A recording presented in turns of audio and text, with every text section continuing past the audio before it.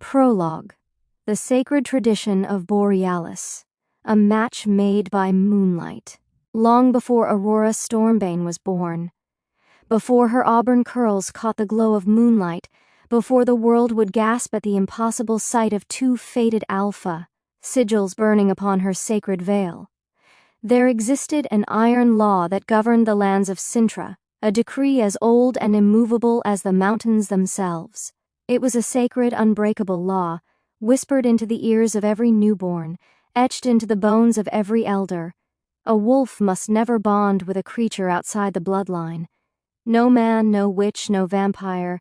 The tales told by the fireside were cautionary and grave, filled with dire warnings.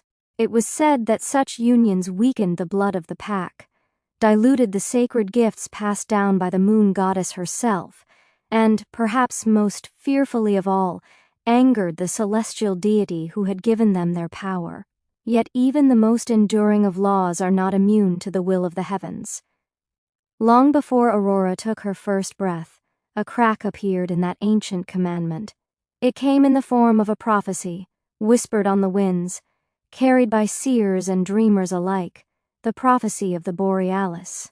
The day of Borealis, a revered tradition destined to alter the course of generations, was born under a comet's resplendent light.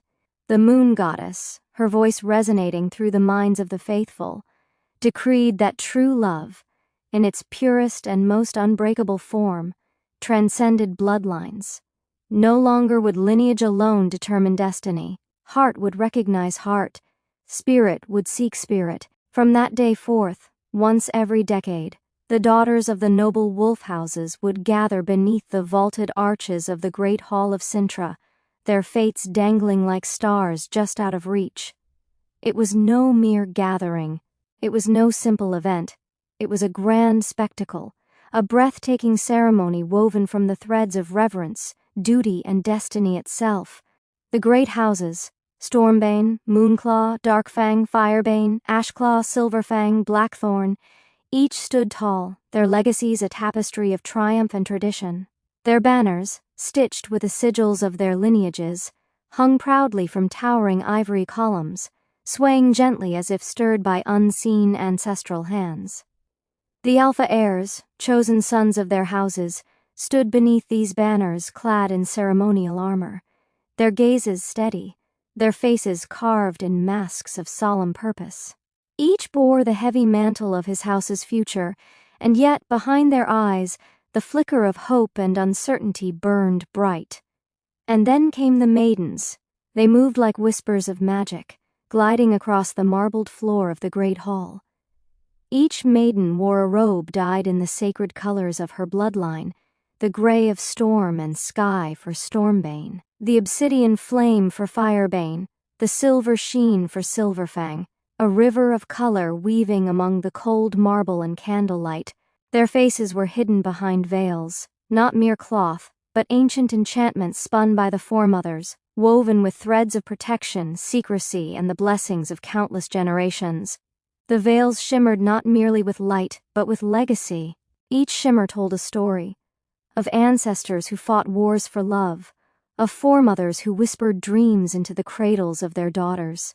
As the double doors of the great hall swung open with a resonant groan that echoed through the cavernous space, a hush fell over the assembly. The herald, clad in the ceremonial garb of the moon priests, lifted his staff high and called out the names, each syllable slicing through the heavy silence like a blade. Lady of House Stormbane, daughter of House Ashclaw. One by one the maidens stepped forward, their movements poised, regal, the picture of grace and determination. They walked the length of the hall, a journey that seemed endless, approached each house and bowed deeply.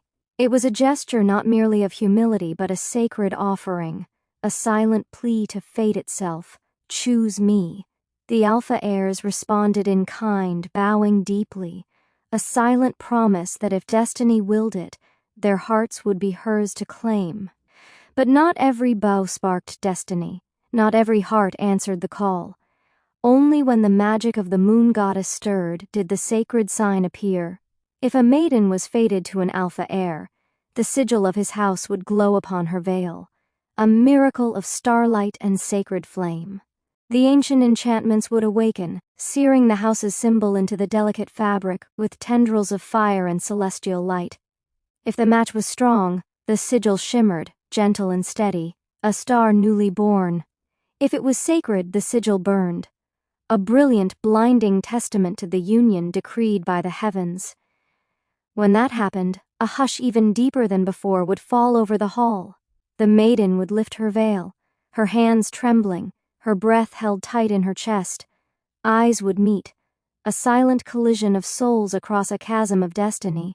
In that instant, hearts would recognize each other, ancient bonds forgotten by time would reawaken, and all who bore witness would bow their heads, paying homage to the will of the moon goddess. For it was not merely a match, it was a bond older than memory. It was a bond written in the stars, a match made in heaven. Thus, the sacred tradition endured through the tides of time, a beacon of hope, a ritual of sacred power, and somewhere far above, in the unseen heavens, the moon goddess watched and smiled, for the chain of fate, love, and betrayal had been set into motion, and the world of wolfkind would never again be the same. Welcome back to my channel. This is an audiobook for Claimed by the Twin Alphas, a tale of werewolves, love, heartbreak, betrayal, and redemption, set in a world where light and dark magic collide. Written and narrated by Cauliflower Campbell. If you're new here, my channel creates stories for adults and teenagers, with lessons and experiences to learn from. We post mainly on Saturdays. Our videos are in different genres and also in different forms. There are full-length audiobooks and short-chaptered audiobooks. Go to my channel page, subscribe, and check out the playlists for more fantasy, romance, thriller, mystery, suspense, and adventure. Prepare yourself for a breathtaking adventure filled with werewolves, forbidden magic, and a love that defies destiny. Don't forget to subscribe to my channel. Become a member of my channel for exclusive and early access to stories and second parts of books. Let the story continue. Chapter 1. The First Forbidden Bond. Long before Aurora Stormbane was born with fire in her blood and prophecy upon her shoulders, there was another moment, a hidden fracture in the foundations of Cintra, that shifted the winds of fate forever.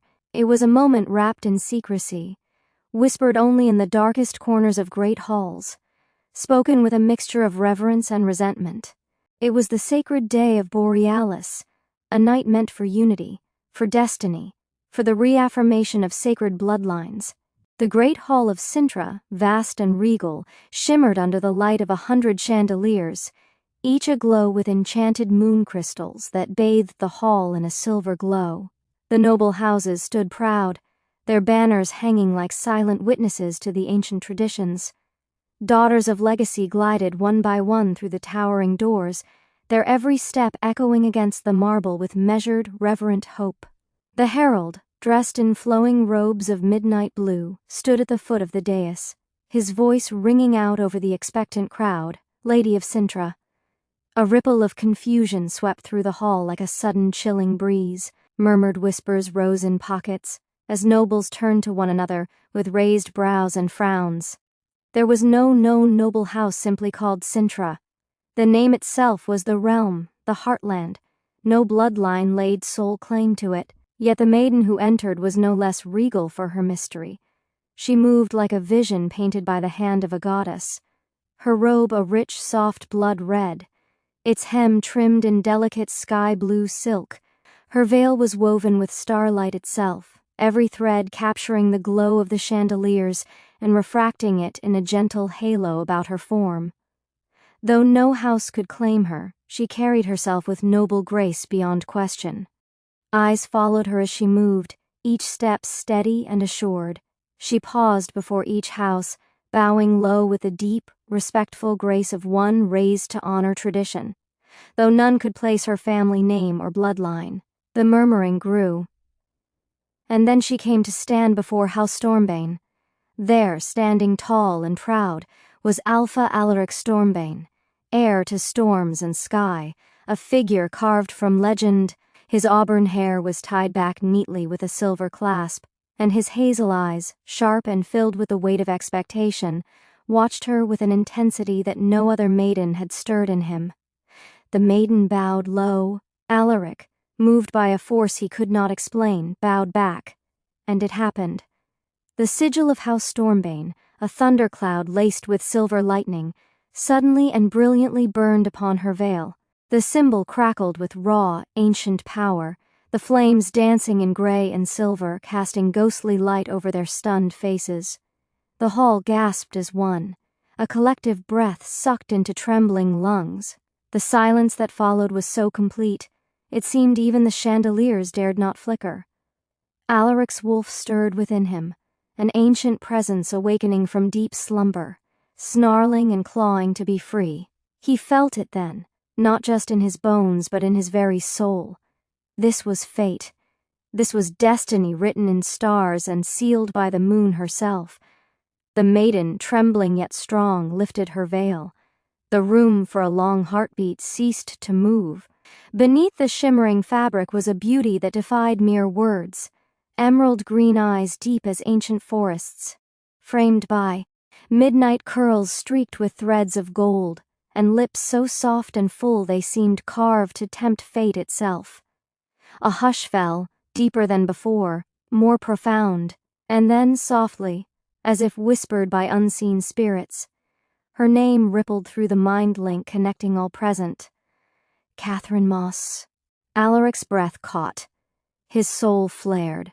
His wolf howled within him, recognizing her not merely as mate, but as the other half of his soul. Their eyes locked across the charged space between them, and in that infinite instant, time itself bowed its head. But fate is never without cruelty. The murmurs returned, sharper, angrier. Confusion bloomed into suspicion, suspicion hardened into fury. Because when her veil fell, when her essence was fully revealed, those attuned to the bloodlines felt it. Catherine Moss was no wolf. She was witch. The ancient laws, even those softened by the day of Borealis, still hissed and spat at such a notion. Love might transcend bloodlines, the moon goddess had decreed, but no witch had ever been fated to an alpha heir. Never. Shock turned quickly to outrage. Alpha Kyle of Ashclaw was the first to act. His hulking form surged forward, his hands curling into fists, his face twisted into a snarl of hatred. "This is an abomination!" he thundered, his voice shaking the very stones. A witch should never. Before he could finish, a deafening roar shattered the air. Alaric moved. He tore off his ceremonial robe with savage grace, the silver clasps snapping, and in a blink his form shifted. Fur the color of burning auburn burst from his skin. His body grew and transformed, towering in his beast form, muscles rippling, golden eyes burning with a promise of death to any who dared touch her. He placed himself squarely between Catherine and the assembled alphas, his snarls filling the hall with primal warning. His stance left no room for doubt. She was his. Challenge him and face the storm itself. The other alphas hesitated, bound by law and tradition, but weighed down now by the palpable feral power Alaric emanated. Behind him, Catherine stood tall. Her emerald eyes shone not with fear, but with wonder, and a fierce, answering strength. She placed her hand gently on the thick ruff of his fur, a silent acceptance of the bond forged by destiny. In that moment, they were unbreakable. That day would be remembered forever, though not always fondly. For in the annals of Cintra, it was recorded as the first union between witch and wolf, a union of heart and soul, but also of chaos and blood. Alpha Kyle, humiliated and shaking with fury, leaned to his son's ear and whispered a venomous vow. "This union will destroy us. Mark my words, we will end it." But fate had already moved its pieces. Love had already taken root, and nothing, not hatred, not ancient law, not the wrath of kingdoms, could stop what had been written in the stars. Chapter 2: The Birth of a Legacy. Their love was a spark that defied ancient law, a brilliant flame that burned against the cold winds of tradition. From that forbidden bond, a legend was born, one that would ripple across generations and carve a new destiny for all of Cintra. Though many alphas scoffed, spat, and turned their backs on the union of Alpha Aurora Stormbane and Lady Catherine Moss, their story became a whispered hope among those who lived in fear and secrecy. Witches who had long hidden their gifts, who had been hunted and persecuted, now saw a beacon in the darkness. Catherine's strength and beauty, twined so intimately with Alaric's unwavering loyalty and fierce protection, became a symbol, a quiet rebellion against the chains of ancient law. Alaric did more than defend his mate. He transformed his lands into a sanctuary. No longer just a territory of wolves, Stormbane became the lone stronghold in all of Cintra, where witches could live openly, walk freely, and breathe without fear of the pyres. Refugees came, fleeing burned covens and shattered homes. They came seeking safety, and Alaric gave it, building homes, offering work, welcoming them into a society that, under his rule, honored not just strength of fang, but strength of spirit and magic. Years passed. Seasons changed like the endless turning of the stars. Love bloomed wild and fierce between Alaric and Catherine, as enduring as the meadows of wildflowers that blanketed the southern hills in vibrant splendor. Then came the day that would etch their names into history forever. Catherine was with child. The kingdom buzzed with news carried on swift winds and furtive whispers. A child of wolf and witch blood had never existed. Wonder and fear warred in equal measure in the hearts of Cintra's people. In the great halls and shadowed dens, debates raged. Was it a blessing or a curse? For Alaric there was no doubt. He was overjoyed, almost childlike in his anticipation. Every day he knelt by Catherine's side, pressing his forehead to her swelling belly, whispering dreams and promises into the life growing there. He spoke of running through endless forests, of mastering the magic of the stars, of weaving two heritages into a strength never before seen. But fate, ever watchful, prepared its storm. On the night of Catherine's labor, as the midwives scurried and the fires blazed high, the alarm bells sounded. Stormbane was under attack. At the head of the assault rode none other than Alpha Kyle of Ashclaw, his face twisted with hatred, his eyes burning with fanatic fury. He led his warriors across the borders with bloodlust in his heart, shouting to the heavens, "This child is an abomination. It should not be born." The fortress trembled with the clash of steel and the howls of wolves, the sacred grounds shaking under the betrayal of ancient pacts. Outside, death raged. Inside, new life struggled to enter the world. In her chamber, Catherine clutched her belly, gasping with the pain of labor and the stress of the battle raging beyond her walls. The magic in the air crackled around her, wild and fierce, matching the tension that gripped the fortress. Then, as a thunderstorm unfurled across the heavens, Catherine bore her child into the world. She was perfect, a tiny miracle wrapped in the contradictions of two ancient bloodlines, hair the color of Alaric's fire-touched auburn, wild and thick even at birth, eyes as green and deep as the timeless forests, the legacy of her mother's sacred blood. Catherine held her daughter close, her breaths shallow, her strength fading. She pressed a trembling kiss to the baby's brow, her voice a mere whisper, fragile as silk against the roar of the storm. Her name is Aurora. As her lips left the infant's skin, her light flickered and faded. Grief was a tidal wave that slammed into Alaric, breaking him. But even as sorrow shattered his heart, rage rose to replace it. Without waiting for counsel, he shifted. The mighty auburn wolf burst through the fortress gates with a snarl that split the night. His fury was a force of nature, a tempest given form. He tore through the battlefield, a vengeful storm given flesh, his only thought to avenge his mate and protect his child.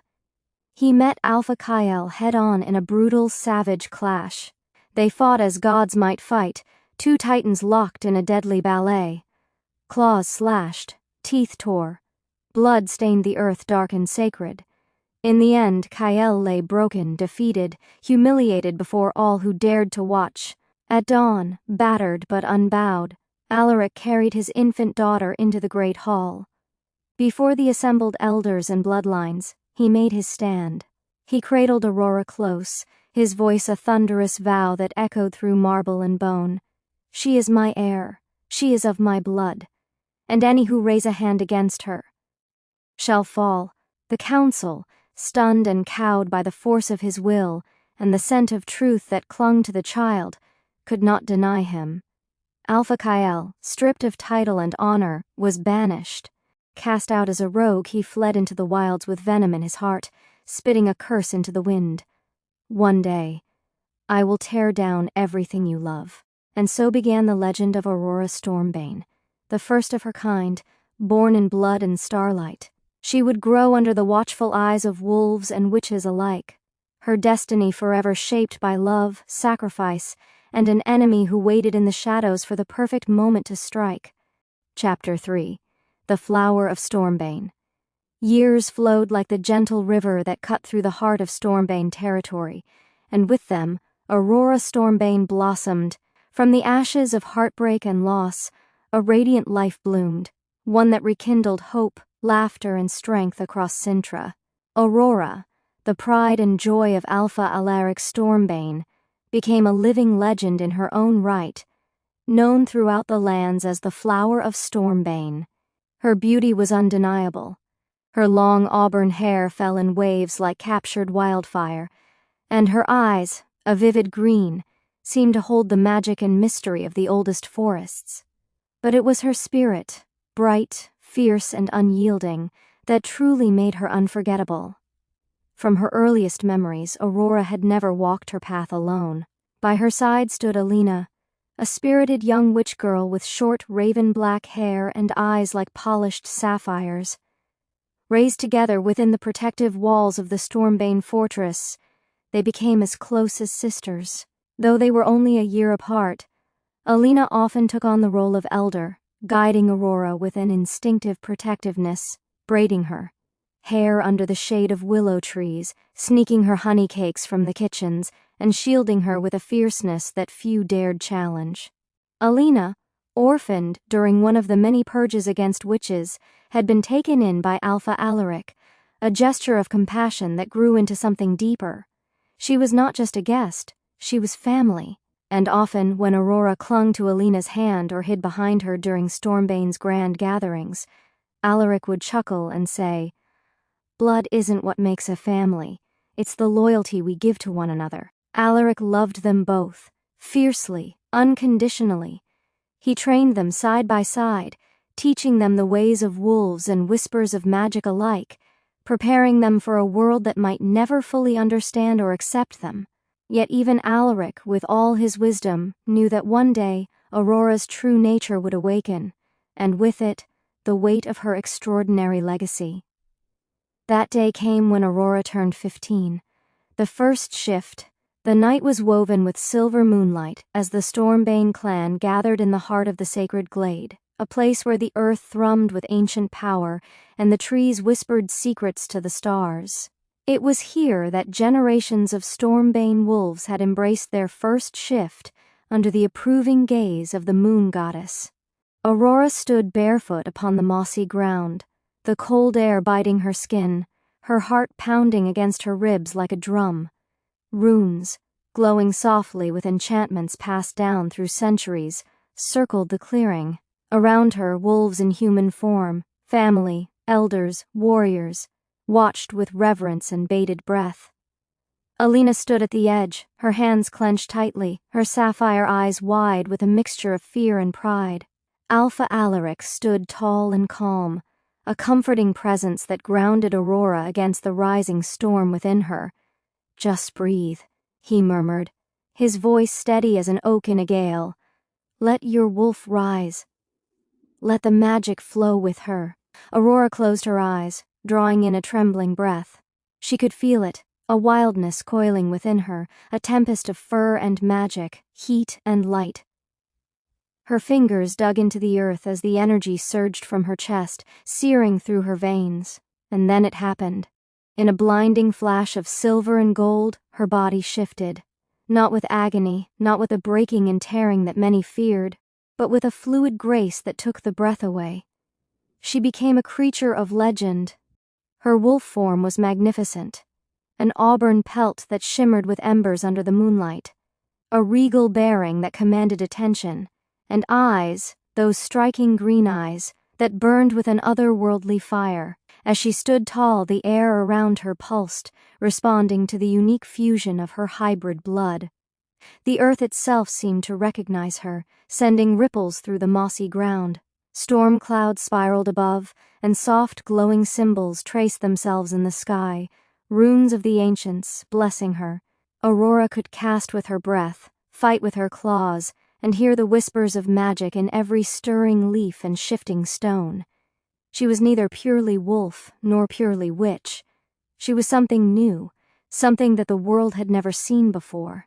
Tears filled Alpha Alaric's eyes, not of sadness but of profound, overwhelming pride. He approached his daughter who had defied fate itself, and gently rested a hand on her massive head. "You are everything your mother dreamed of," he whispered hoarsely, "and so much more." From that sacred night onward, Aurora trained with a relentless passion.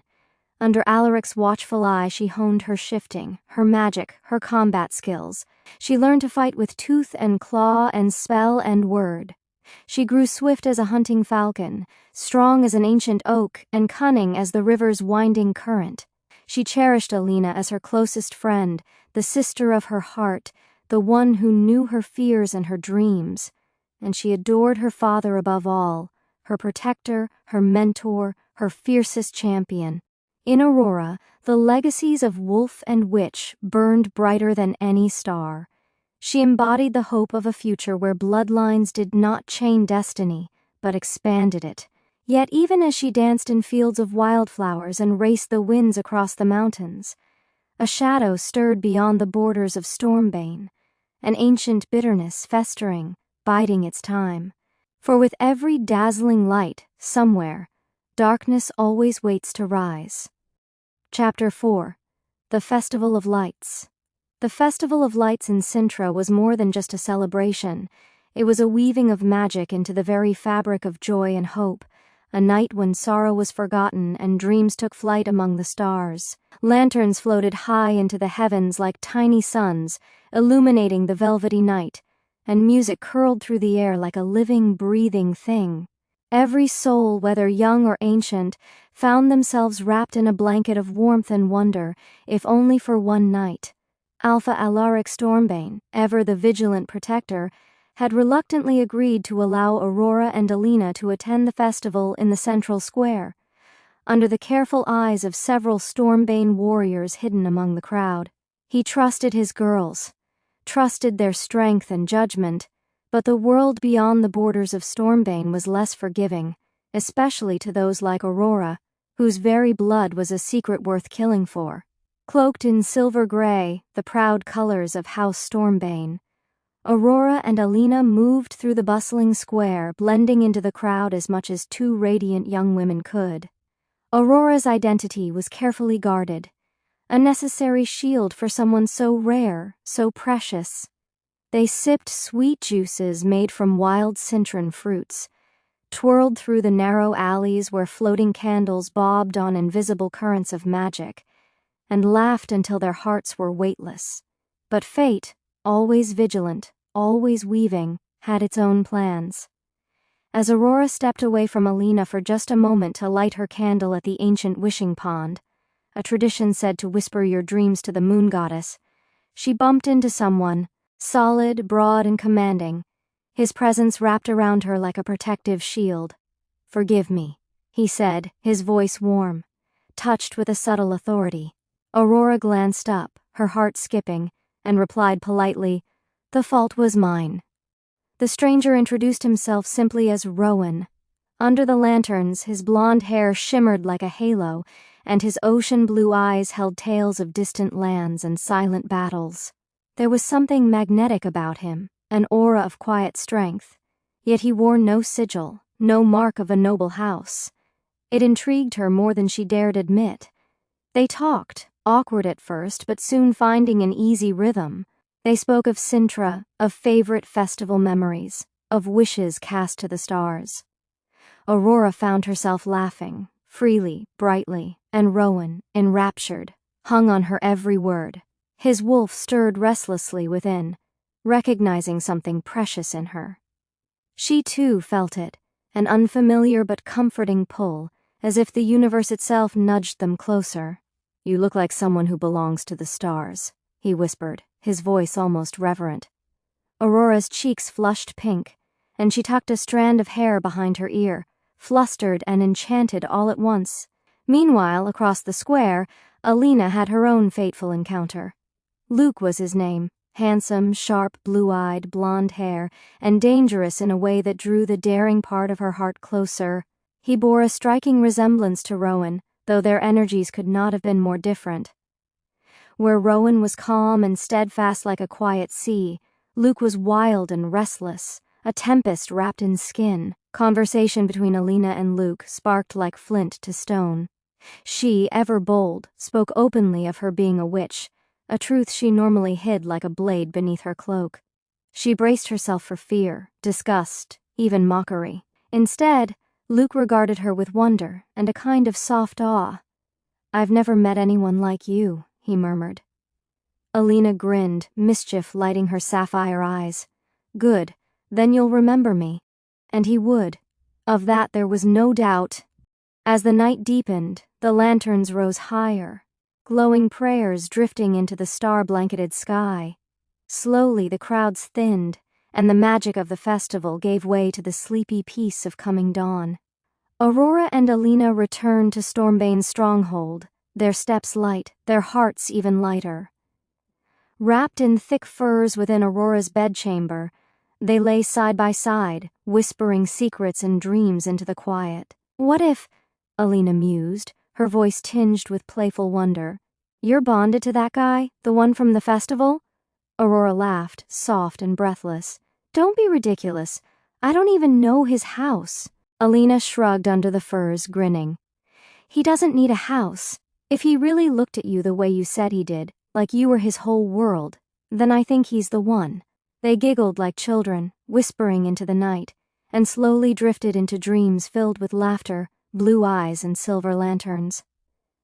Not long after, Alpha Alaric entered the room, moving with the silent grace of a warrior. He paused in the doorway, his chest tightening at the sight before him. His daughter by blood, and the daughter of his heart, both curled together, innocent and unburdened by the harshness of the world beyond Stormbane. He stepped closer, brushing a wild curl from Aurora's face, then gently pulled the heavy fur blanket up around their shoulders. His voice was a whisper, a prayer sent to the heavens as he gazed out the window where the last of the lanterns vanished into the dark. "Moon goddess," he breathed, "watch over my girls. They will need your strength in the days to come. This world has never been kind to those who are different." He pressed a soft kiss to Aurora's forehead, his heart heavy with both hope and fear, then turned and left the room, leaving them bathed in the silver embrace of the moonlight, unaware that destiny had already begun to stir in the shadows, ready to shape their fates forever. Chapter 5. The Blooming of First Love. The next morning the sun rose lazily over the lands of Cintra, casting golden rays into the halls and corridors of the Stormbane Palace. The birds outside chirped in soft melodies, and a warm breeze stirred the heavy drapes that framed the girls' chamber windows. Inside, however, another kind of music filled the room, the quiet, bubbling giggles of two souls still dancing on the memories of the Festival of Lights. Alina, her sapphire blue eyes twinkling with mischief and a newfound joy, leaned close to Aurora, her voice a conspiratorial whisper. "I want to see him again." "The man from the festival," she confessed, her words tumbling out as if they had been bottled up all night. Aurora, who was only half awake, blinked at her friend, caught between surprise and the infectious excitement that radiated from Alina. "Already? You just met him," she teased, a sleepy smile tugging at her lips. "I know," Alina sighed dreamily, falling back onto the bed in an exaggerated swoon. "But it feels like I've known him forever." Aurora laughed, the sound like a delicate bell. "Fine. Go.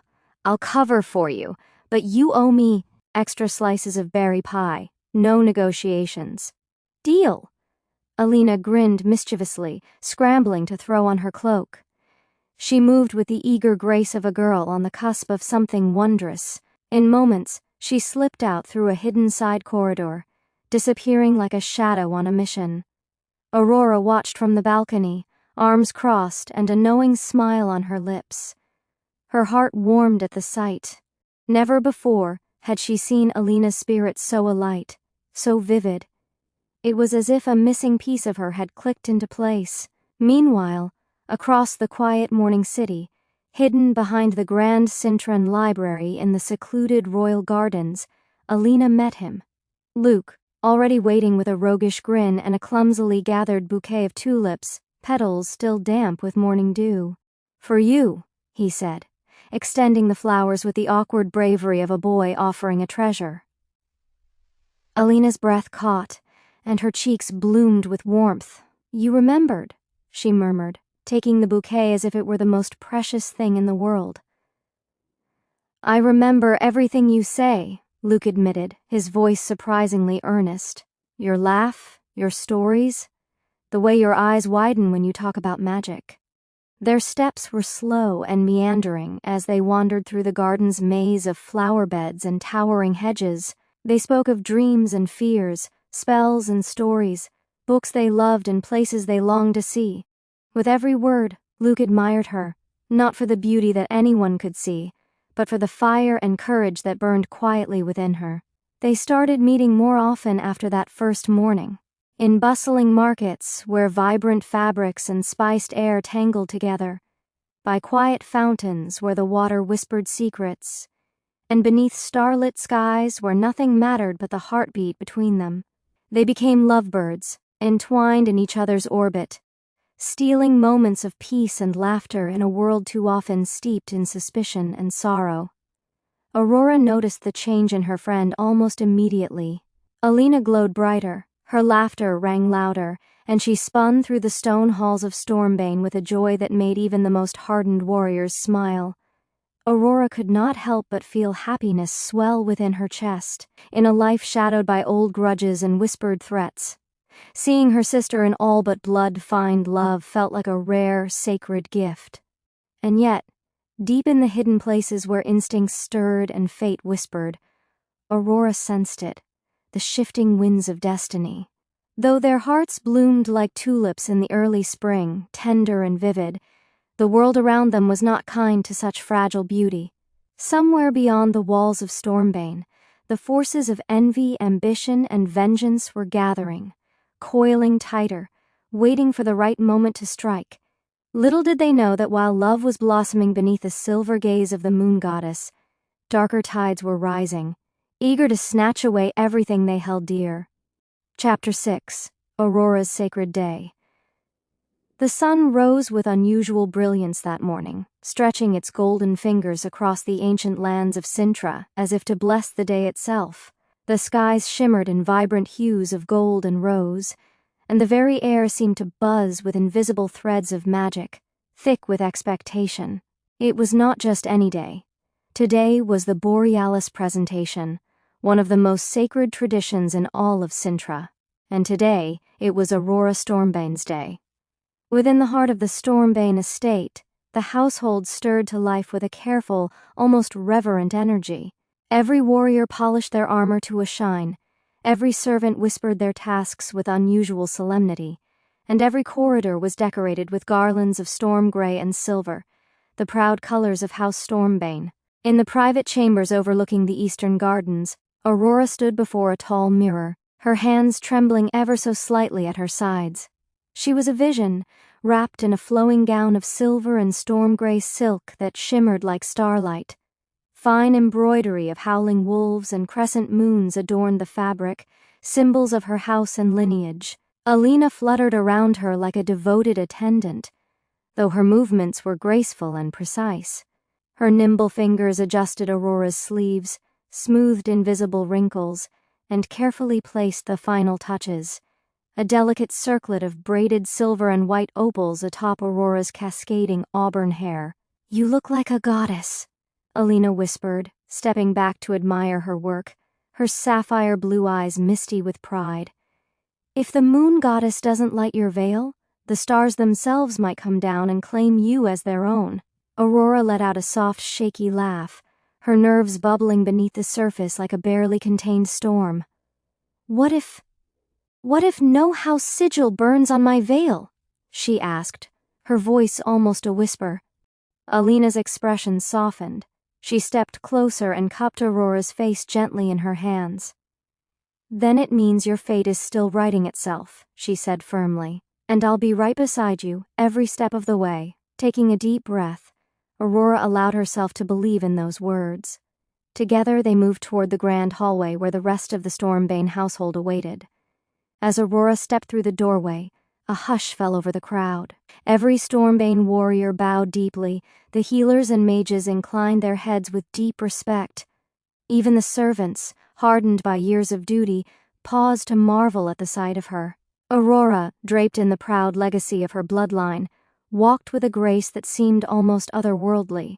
Her emerald green eyes gleamed with the quiet strength of generations past, and her auburn hair burned like a captured sunset.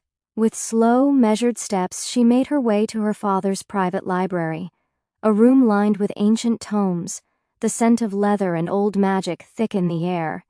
Inside, Alpha Alaric waited.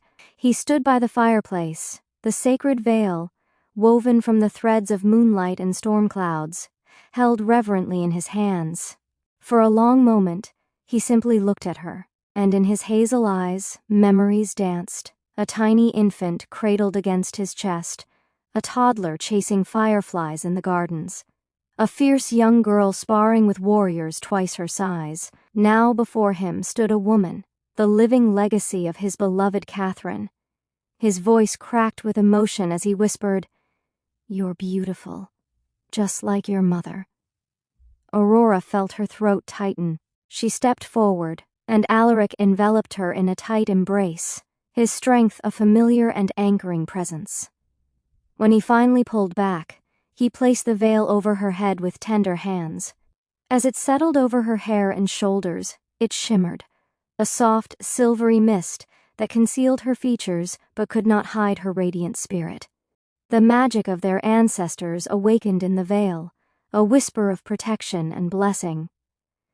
"Keep your head high, daughter of Stormbane," Alaric said, his voice steady now, imbued with the weight of both command and love. "You carry our blood, our strength, and your mother's fire. Trust in the moon goddess. She will not let you walk alone." Aurora swallowed hard against the lump in her throat and nodded, her heart pounding with both fear and fierce determination. "I'm ready," she whispered. The heavy oak doors at the far end of the room swung open, revealing a pathway lined with torches, petals scattered along the floor like a trail of stars. With a final steadying breath, Aurora stepped forward, her silver hem gliding silently over stone and flower. The Stormbane warriors fell into formation behind her, a silent honor guard, and Alina, loyal and bright, followed closely, her hand lightly brushing the folds of Aurora's gown as if to remind her she was not alone. As Aurora crossed the threshold into the Hall of Bonds, her destiny, unknown, vast, and waiting, unfurled before her like the endless shimmering sky. Chapter 7. Aurora's Marked Moment. The grand marble doors of the great hall of Cintra loomed ahead, towering with an ancient majesty that whispered of countless fates decided within. Intricate carvings of wolves, crescent moons, and the sacred flamewood trees adorned the surface, glowing faintly under the enchantments placed by the founders of Cintra itself. The doors pulsed with a silent power, recognizing the sacredness of the day. Standing just before them, Aurora found herself between Alpha Alaric and Alina, one a steady rock of fatherly pride, the other a luminous beacon of sisterly love. Each held one of her trembling hands, anchoring her in a moment that felt like it would split the world open. "This is your moment," Alaric said, his voice a low, steady rumble, brushing a calloused thumb across her knuckles in comfort. "Go with your head high, daughter of Stormbane." Alina squeezed her hand gently, tears sparkling in her blue eyes but not falling. "You've already made history, Rory. Now go claim your fate." Drawing in a slow, fortifying breath, Aurora stepped forward as the massive doors began to open. A hush swept over the crowd beyond like a tangible wind. The great hall of Cintra stretched out before her, a cathedral of stone and magic, where the bloodlines of every noble house sat arrayed like living constellations. Alphas, Lunas, heirs, and nobles of every great house watched in silence, their eyes fixed on the maiden gliding forward beneath a veil of silver mist. The soft rustle of her storm-gray and silver gown echoed through the vast chamber, the gleaming fabric swirling around her feet like mist captured in moonlight. Her veil shimmered with magic, hiding her face from mortal eyes but not from the gaze of the moon goddess, who surely watched from above. Through the silvery haze of her veil, Aurora could just make out the rows of veiled maidens standing ahead, their own nervous energy clinging to them like morning dew, yet none shone with the light that seemed to follow Aurora, marking her as something, someone, different. The herald's voice rang out, clear and commanding. "Aurora of House Stormbane, daughter of Alaric, heir of House Stormbane." The hall grew utterly still. Aurora's feet moved on their own, each step deliberate, each breath a prayer. The gazes of the noble houses bore into her, some curious, some calculating, but none could deny the pull of her presence. She bowed low before each great house, her movements the epitome of regal grace, her gown catching the torchlight and throwing off radiant glimmers. And then she came to stand before House Darkfang. Seated atop twin obsidian thrones were Rowan and Luke Darkfang, identical twins, yet so different in their bearing. Rowan sat like a rising tide, steady and powerful, his ocean blue eyes locked onto her with a focus that made her breath hitch.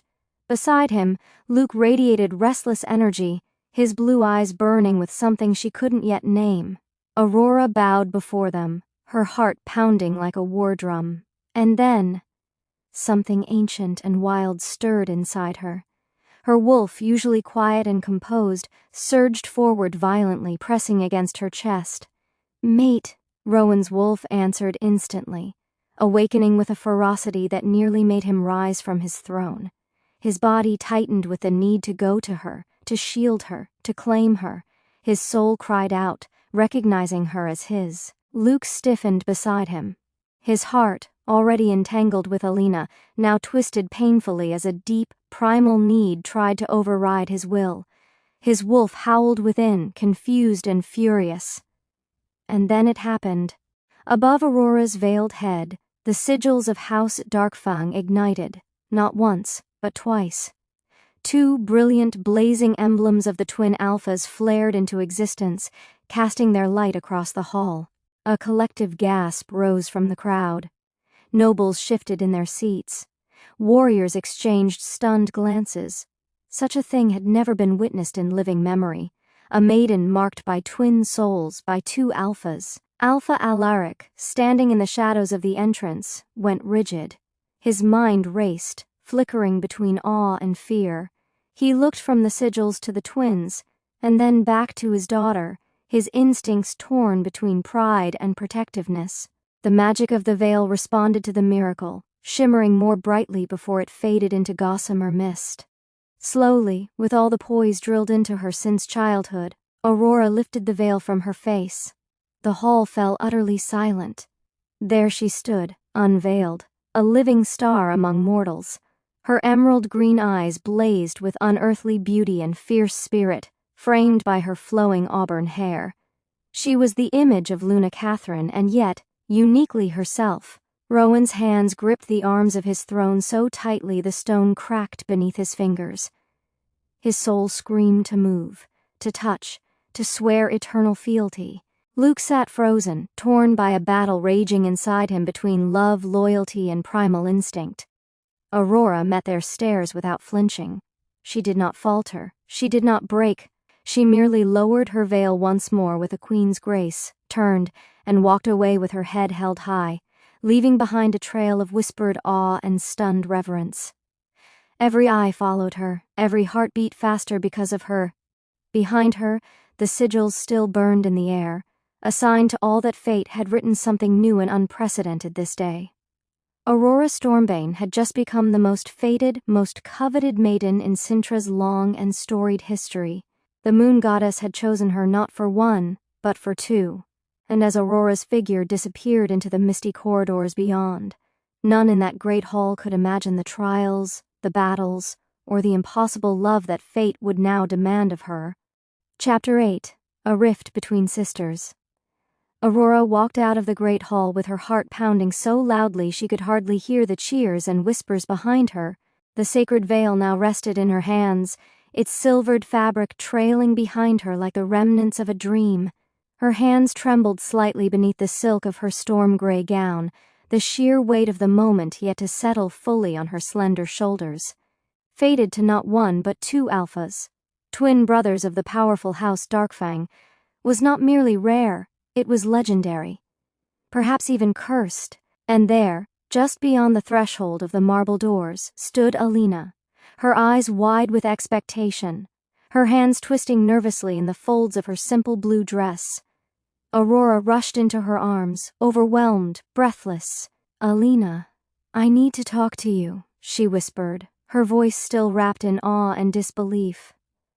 Without hesitation, Alina took her hand and pulled her toward a secluded alcove beneath the sweeping marble arches, hidden from the crowd but open to the cool, whispering winds. It had always been their secret place, where they shared dreams and secrets away from prying eyes.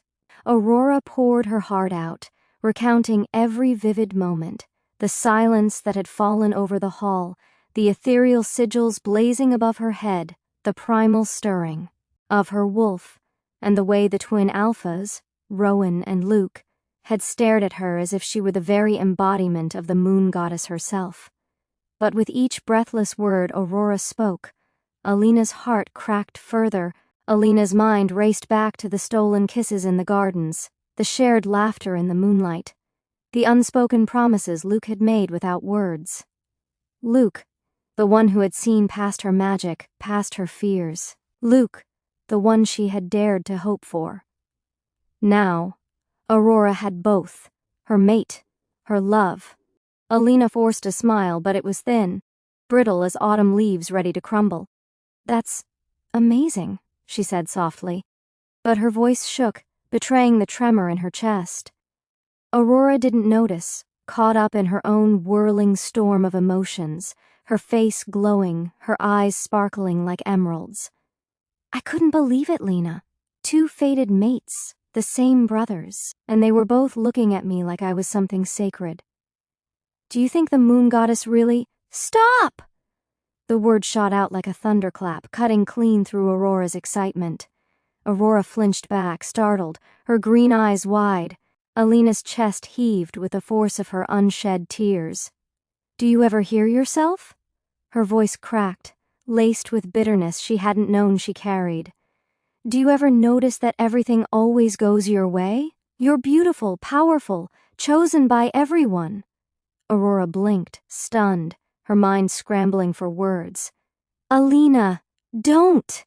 Alina stepped back sharply, as though burned by the closeness they once shared, because you never see what anyone else is going through unless it's about you. The silence that fell between them was heavier than anything Aurora had felt within the great hall. It smothered the joy she had carried like a torch. Aurora's hand reached out instinctively. "Alina, I didn't mean to hurt you. I never wanted—" Tears welled in Alina's eyes, blurring the beautiful face of the sister she loved, envied, and now, for the first time, resented. "I know, but you did anyway." With that final, heartbreaking whisper, Alina turned and walked away, her cloak billowing behind her like a wounded flag. That day, Alina locked herself in her quarters, refusing food, refusing visitors, even refusing the letters that came from Luke's hand. Her heart was a storm, a tempest of grief and betrayal she could not silence. For the first time in her life, Alina envied Aurora, not for her beauty, not for her power, but for being chosen. And for the first time the bond between the two girls, the bond they had called sisterhood, sworn upon as children under a silvered sky, began to fracture. A rift, born not out of hate, but out of heartbreak, jealousy, and fate's cruel hand, widened between them, leaving both girls adrift in ways they could not yet fathom. And far above, unseen, the moon goddess wept for the sorrow blooming beneath her gaze. Chapter 9: The Bond and the Burden. The week after the Great Hall revelation was a whirlwind, a storm of tradition, expectation, and change that swept through House Stormbane like a fierce northern wind.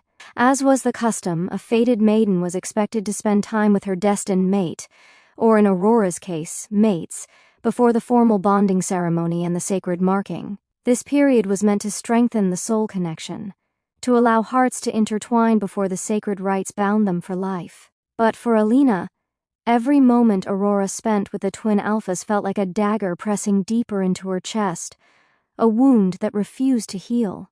What should have been a celebration, a crowning glory for Aurora and her house, became, in Alina's heart, a cruel twist of destiny. One evening, as the sun dipped behind the frost-tipped towers of Stormbane, painting the sky in bruised violets and deep golds, Aurora found Alina in their shared chambers. The familiar scent of lavender and parchment filled the air, but the room felt colder, emptier.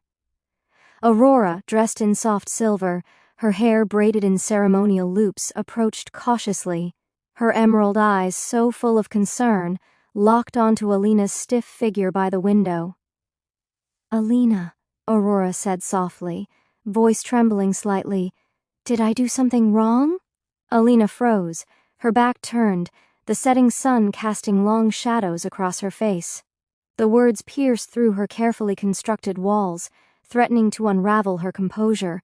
She breathed deeply, willing her voice into calmness. "No," she replied, the lie tasting bitter on her tongue. "You've done nothing." Aurora stepped closer, her fingers nervously twisting the edge of her sleeve. "Then why do you seem so far away?" Her voice was small, vulnerable. Alina turned, offering a faint, brittle smile, one that didn't quite reach her tear-glossed blue eyes. "Maybe I'm just preparing myself for changes." Aurora searched her friend's face, confused, aching to understand. But Alina turned away again, shutting her heart like a castle gate. In that moment she made a silent vow she would bury her feelings deep, even if it killed her, for Aurora, for the sisterhood they had built together under 1,000 silvered moons. But burying the heart's ache was never so simple. Then came the fateful day, the arrival of the Alpha twins at House Stormbane. The grand sitting room was bathed in golden light from towering stained glass windows, casting colorful patterns across the marble floor. Aurora stood at the center, radiant in her silver-gray gown, a living banner of her house's strength and grace. Alina stood in the corner, a shadow against the light, her storm magic tightly coiled within her, suppressed like a sealed bottle of lightning. When Luke entered, his presence commanded the room, but his eyes, his first instinctual glance, sought Alina. He faltered mid-step, their gazes locked for the briefest, most excruciating moment, and in that heartbeat, everything was laid bare. The longing, the sorrow, the unbearable weight of the choices none of them had made willingly. He wanted to speak, to reach for her, to apologize for the cruel twist of fate that tethered him to one sister, while his heart had already begun to anchor itself to another. But Alina was quicker. She pulled herself upright, masking her heartbreak beneath layers of cold formality. With a graceful nod and a voice as poised and detached as a royal courtier, she spoke. "Welcome, Alpha Luke of House Darkfang. May your stay in Stormbane be a peaceful one." The words were perfect, polite, untouchable, and with that, she severed the invisible thread between them, refusing to meet his gaze again for the rest of the gathering. She spoke only when addressed, smiled only when necessary, never allowed herself to be alone in his presence. never allowed herself the weakness of hope. She was ice, silence, a fortress of frost and grief. Luke felt the weight of it like chains around his heart. The one woman who had made him believe in love again now treated him like a stranger. Worse, like an honored guest. He clenched his fists at his sides, swallowing down the ache, knowing there was no right path anymore. The moon goddess had chosen, the fates had woven their threads, and all four of them were caught, tangled, and helpless in the design of destiny. Outside, night fell over Cintra, veiling the land in silver mist and unseen sorrows. In her chambers, Alina wept soundlessly into her pillow, mourning a love that had bloomed too late, and high above, under the indifferent light of the moon, the bond between the sisters strained further, trembling on the edge of breaking. The burden of fate had never felt heavier. Chapter 10: Torn Hearts and Distant Shadows. While Aurora tried her best to remain hopeful and excited about her fated union, the undercurrents of unease were growing stronger beneath the surface. Rowan Darkfang, the elder twin, was drowning in a silent conflict that no one could see, not even his brother. As the born leader of House Darkfang, Rowan had always been the steadfast one, the one who rose to every occasion, who bore the burdens of responsibility without faltering. But now, for the first time, he found himself faltering where it mattered most, his heart. He watched Aurora from afar, his ocean-deep eyes filled not with simple desire, but with a sacred yearning, a soul-deep ache that hollowed him out and left him restless. She was his mate, chosen by the moon goddess, woven into his fate. But the notion of sharing her with Luke gnawed at him like a persistent wound. It felt unnatural, wrong. Yes, he loved his brother. Their bond was one of blood, spirit, and countless shared battles. But some connections, some sacred callings of the heart, were not meant to be shared. Rowan's wolf, usually a steady, commanding force, now roiled with unrest. Quietly, he began to pull away. Every smile he offered Aurora was practiced, a mask to cover the turbulence within. Every kind gesture was measured, his hands lingering just a fraction too long before retreating. Aurora, attuned to the smallest shifts of those around her, noticed it. Confusion bloomed within her, a sideways growing flower she couldn't name. The doubts whispered louder in her mind with every passing day. Had she done something wrong? Did Rowan regret their bond? Unable to carry the weight of her questions alone, she sought the one person whose wisdom had always steadied her, her father. She found Alpha Alaric in his study, the warm scents of cedarwood, parchment, and old ink swirling around him like a protective cloak. The hearth crackled gently, casting flickering gold light against the lined maps and tomes that filled the room. Aurora slipped inside, curling into the chair beside him like she had when she was a child seeking solace. "Papa," she whispered, her voice thin and tremulous. "How do you love two people? How do you know which one is right?" Alaric set down his quill and turned to face her fully. His heart ached to see his fierce, radiant daughter look so small, so unsure. He saw in her not just the fiery spirit of House Stormbane, but also the vulnerability she rarely showed anyone. He reached out, cupping her face in calloused, gentle hands. Leaning forward, he kissed her forehead and whispered against her hair, "Stay true to yourself, my moonbeam. Follow your heart, no matter where it leads you, and trust that the moon goddess will guide your steps, even when the path seems lost." Aurora closed her eyes, blinking back tears that stung against her lashes. She hugged him tightly, breathing in his steady, grounding scent, and for a moment she felt lighter, less adrift. But peace, as always, was fleeting. The next morning the storm returned. Aurora woke slowly, the soft winter light filtering through the gauzy curtains. She stretched, reaching instinctively for the other side of the bed, for the familiar warmth of Alina. Her hand met only cold, empty sheets. She sat up abruptly, heart hammering. The silence around her was thick, too still. Usually she was the one who roused Alina from her sleep, laughing as her sister mumbled and grumbled her way into wakefulness. But today, there was no sign of her. Aurora rose, wrapping a shawl around her shoulders, and padded barefoot across the cool stone floor to Alina's side of the room.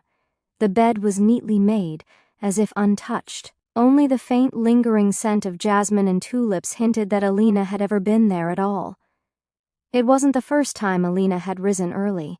Sometimes she walked the gardens, or practiced her magic before the household stirred, but this time felt different. A deep, gnawing worry rooted itself in Aurora's chest. There was a growing distance between them, an invisible canyon that yawned wider with each passing day. What once was filled with laughter, secrets, and dreams was now a chasm of silence and avoidance. Aurora wrapped her arms around herself, feeling the cold seep into her bones. She stared at the open doorway, as if expecting Alina to walk back through it with a sheepish grin and a mischievous story. But she didn't come. Aurora didn't know the cause of the distance.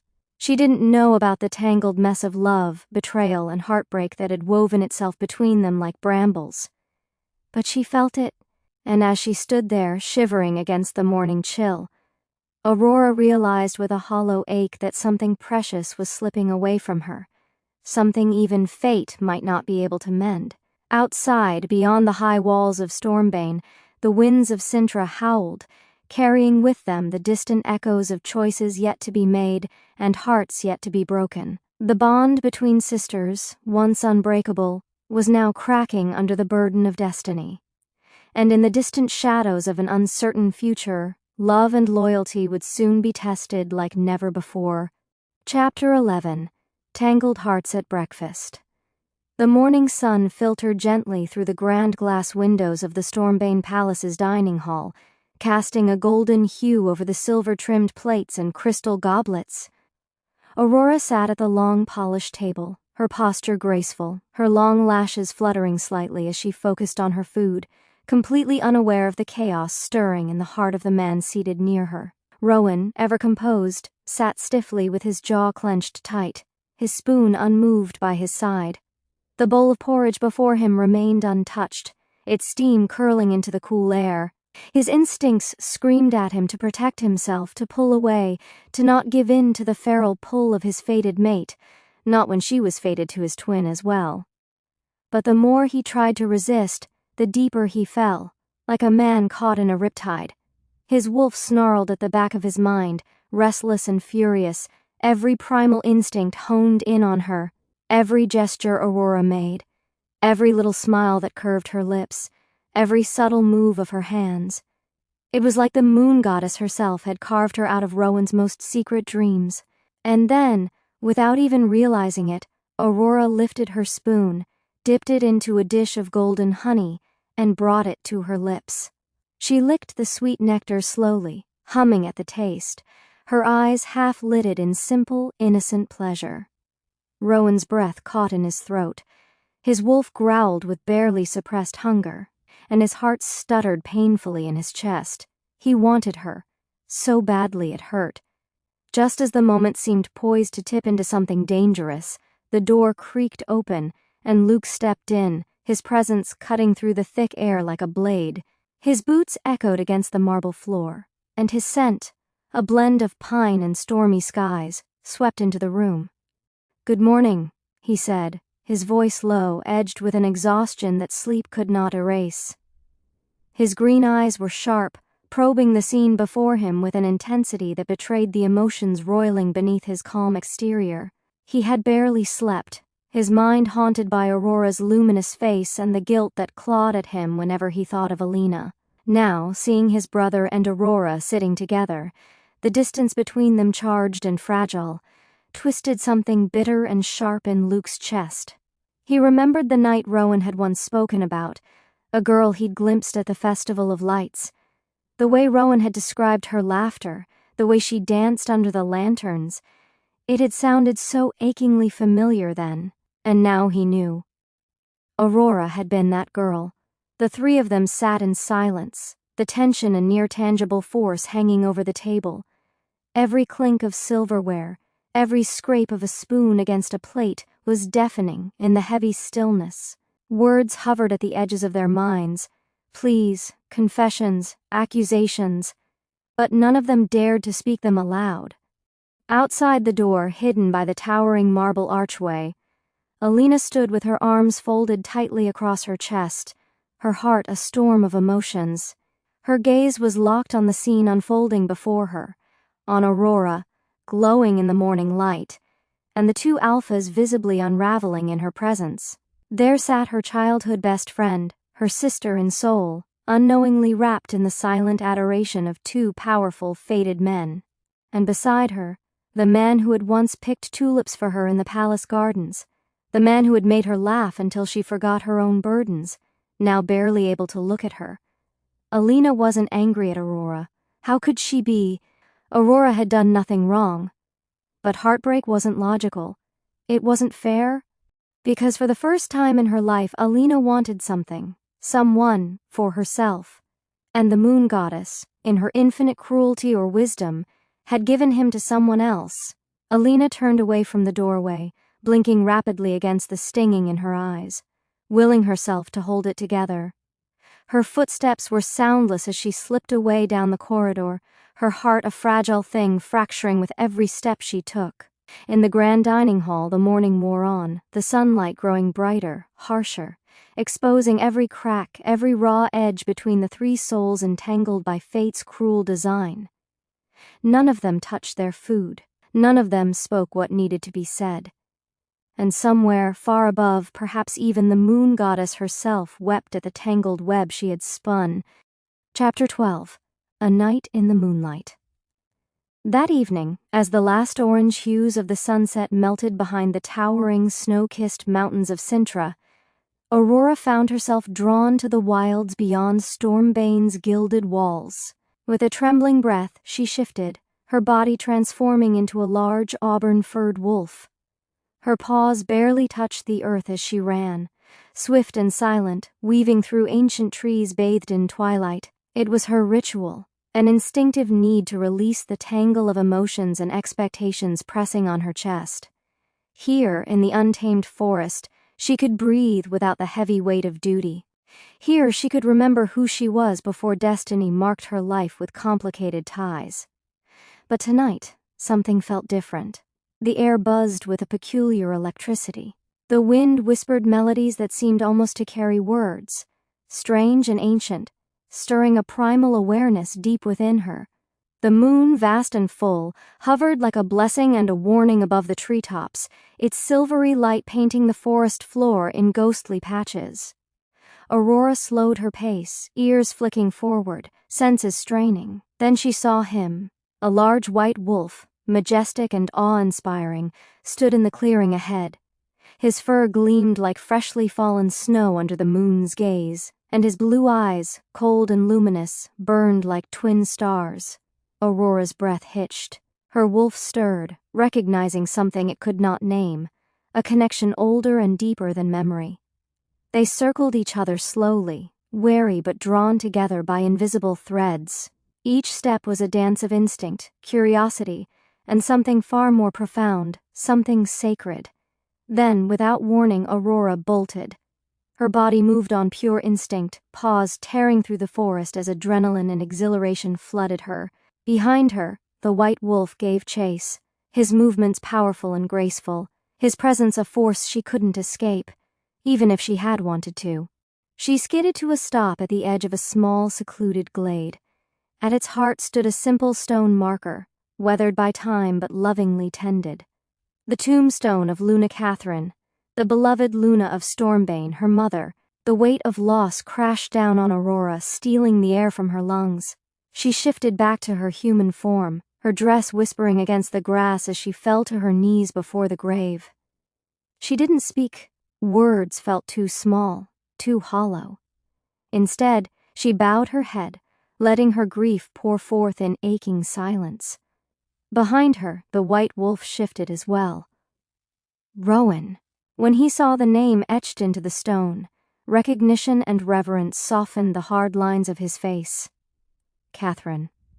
The Luna of legend, the woman his father once spoke of with awe and sorrow. He understood then why Aurora had run, why she had brought him to this sacred place. Without hesitation he approached, his steps slow, deliberate, respectful. He knelt beside her and placed a hand on her trembling shoulder, a touch that was both an anchor and a lifeline. Aurora didn't flinch. She leaned into him, accepting the silent offer of comfort. It was a small surrender, but it meant everything. She cried. Tears streamed down her face, unashamed, unhidden. She wept for her mother, for the bond with Alina that felt like it was slipping through her fingers, for the impossible choice between two, souls she could not bear to hurt, and for the crushing, suffocating weight of a future she had never asked for but could not escape. Rowan said nothing. Words would have been useless against the magnitude of her grief. Instead, he simply held her, wrapping his strong arms around her fragile frame, shielding her from the chill of the night and the loneliness gnawing at her spirit. His chin rested lightly atop her hair, and his heartbeat, a steady, soothing drum, echoed against her ear. In that shared silence, something shifted between them, something deep and immutable. It wasn't merely comfort, it was recognition. It was a promise, unspoken and eternal, you are not alone. They stayed like that for hours, two souls tethered together by shared sorrow and unspoken yearning, the moon a silent witness to their fragile connection. Eventually, sleep claimed them, pulling them into its quiet embrace. Aurora's breathing evened out, her body relaxing in Rowan's arms. And for a time, there was peace. But when dawn's pale fingers brushed the sky with hues of pink and gold, Rowan stirred. He opened his eyes slowly, reluctant to disturb the delicate moment, only to find the space beside him empty. Aurora was gone. The only sign she had been there at all was a single tulip flower, plucked from the palace gardens, gently placed on her mother's grave. Rowan rose to his feet, brushing grass and dirt from his cloak. His heart ached with a bittersweet longing, a yearning for something he could not yet name. Without a word he turned and made his way back to the palace, the forest parting before him like a dream fading in the morning light. He knew something had changed between them. He just didn't know yet whether it was a beginning, or another cruel twist in the destiny the moon goddess had written for them all. Chapter 13. Uncertainty. That morning in Stormbbane was thick with emotions that neither sword nor spell could cut through. The skies hung low with clouds, and the air felt heavy with unshed rain, as though the very heavens mirrored the storm that brewed in the hearts of its inhabitants. Alina rose early, far earlier than usual, her sleep fractured by restless dreams, and an ache in her chest she could neither name nor soothe. The ache had a shape now. A pair of icy blue eyes, a phantom touch, and the weight of dreams that would never be hers. Throwing on a light tunic and leggings, she slipped out into the training grounds before the palace stirred fully awake. The cool air kissed her skin, making her breath puff into little clouds as she walked across the frost-touched stone. But her steps slowed, then stopped entirely when she saw him. Luke, he moved like a force of nature, graceful, coiled power in every strike of his blade. His shirt lay discarded, revealing sculpted muscles that caught the morning light, sweat glistening on his skin like threads of silver. Every movement was fluid, every turn of his body filled with barely contained strength. Alina's breath caught in her throat, her heart raced. She should have turned away, she should have left, but she didn't. And then he saw her. Their eyes met, and time faltered. Without warning, Luke dropped the blade. In a blur of instinct and emotion, he closed the distance between them, his expression unreadable, his presence overwhelming. Before she could even react, he had her pinned gently but firmly to the cold stone floor of the training yard. His chest hovered above hers, their faces inches apart, his breath mingling with hers in the space between. For a moment, there was nothing else, just the tension between them, the scent of steel and pine, the sound of their breaths crashing like waves. Alina stared up into his face, her body frozen beneath his. She felt everything all at once, hope, sorrow, longing. But then something cracked in Luke. Like lightning splitting through the sky, clarity struck him. Aurora, his fated. Guilt surged through him like a riptide. He pushed away from Alina as though burned, staggering back with wide eyes, his jaw clenched tight. Shame twisted his features, and without a word, without a single glance back, he turned and walked off, leaving her alone, breathless, and more broken than before. Meanwhile, far from the training grounds, Aurora returned from the woods. Her spirit was quiet, her steps slow, her heart heavy after the night spent beside Rowan at her mother's grave. The connection they'd shared beneath the moon lingered on her skin like a secret, beautiful and terrifying all at once. She bathed slowly, allowing the warm water to soothe her limbs and cleanse the dirt and sorrow clinging to her. Afterward, she selected a maroon maxi dress from her wardrobe, soft and elegant, with long sleeves and flowing fabric that brushed the floor as she walked. It reminded her of her mother's favorite gown. She wore it like armor, like memory. When she stepped into the palace hall where breakfast was underway, the world seemed to still. Luke's fork paused mid-air. Rowan's eyes snapped to her, and he didn't even pretend to hide the way he looked at her, like she was scripture written by the moon goddess herself, a miracle and a curse wrapped in silk. Something about her today, her quiet grace, her soft sadness, the weight in her eyes, stirred the wolves within them both. They felt it in their bones, in the way the air around her shimmered with emotion too powerful to name. Then Rowan stood, abruptly, too abruptly. He couldn't breathe. He couldn't think. The air around her was too much, too charged, too filled with everything he wanted and couldn't claim. Without a word, he turned and fled, the sound of his chair scraping against the stone echoing in the sudden silence. Aurora's heart gave a painful twist. She set down her fork, rose silently, and with the hem of her gown trailing behind her like a shadow, she slipped into the gardens, following the scent of cedar and snow that marked Rowan's path. She didn't know exactly what she would say, but she needed honesty. She needed clarity. She needed something. Luke watched her go. Jealousy scorched up his spine like wildfire, leaving ash in its wake. His jaw clenched tighter. His fists curled around his utensils until his knuckles whitened. He didn't notice Alina walk by, but he felt her. Her scent, jasmine and tulips, lingered like a whisper. Her gaze didn't meet his. She walked past him as though nothing had ever happened between them. But everything had. Luke's heart tugged painfully. He loved her. Gods, he loved her. But his wolf loved another. And so the veil fell heavier, between him and Aurora, between him and Alina, between Rowan and the girl who haunted his every breath. They were all bound now, caught in a tangle of fate and feeling that no prophecy could simplify. Each of them, Aurora, Alina, Luke, and Rowan, stood on the edge of a precipice, uncertain of their next steps, each silently asking the moon goddess the same impossible question. How do you love someone you were never meant to have? Chapter 14, In the Gardens. Aurora found Rowan standing beneath the tall silverleaf tree, the one whose delicate leaves shimmered like frost-kissed stars. The morning light filtered down through the canopy, breaking apart into thousands of tiny sunbeams that danced upon his shoulders. He stood rigid, his back to her, fists clenched at his sides, jaw locked with tension. The air around him vibrated with the silent scream of a heart pulled in two directions.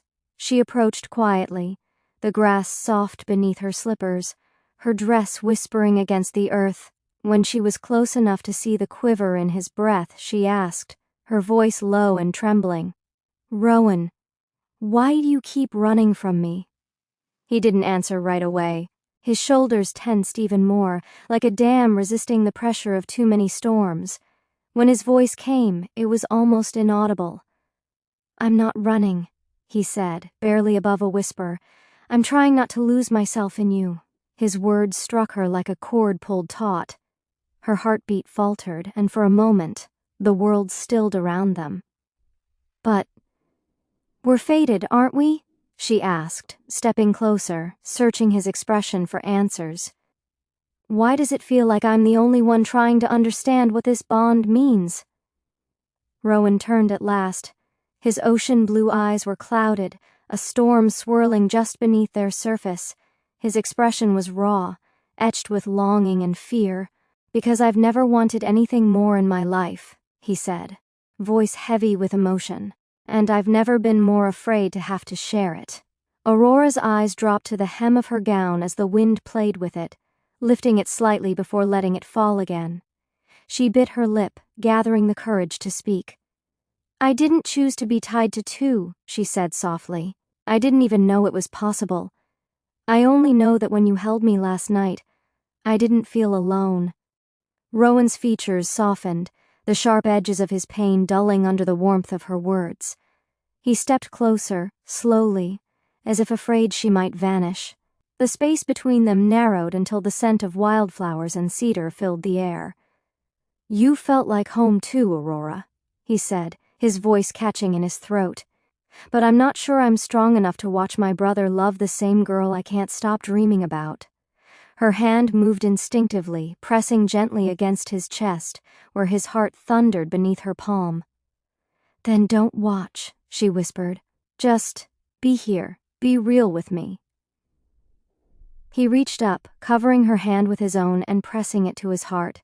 His touch was warm, grounding. He didn't have the answers, but he had this moment. And right now, that was all either of them could ask for. They stood beneath the silverleaf tree in silence, the world narrowing, until there was only the rustle of leaves and the sound of two hearts learning to beat as one. Meanwhile, Alina sat alone in her chambers, her fingers trembling as she struggled to lace the back of her corset. Her mirror offered no comfort, just a blurry reflection of blue eyes rimmed in red. She looked away, unable to face herself, unable to face the truth that had finally taken shape in her heart. She hated the way she'd looked at Luke that morning, and she hated even more the way he had looked back, with fire, then with shame.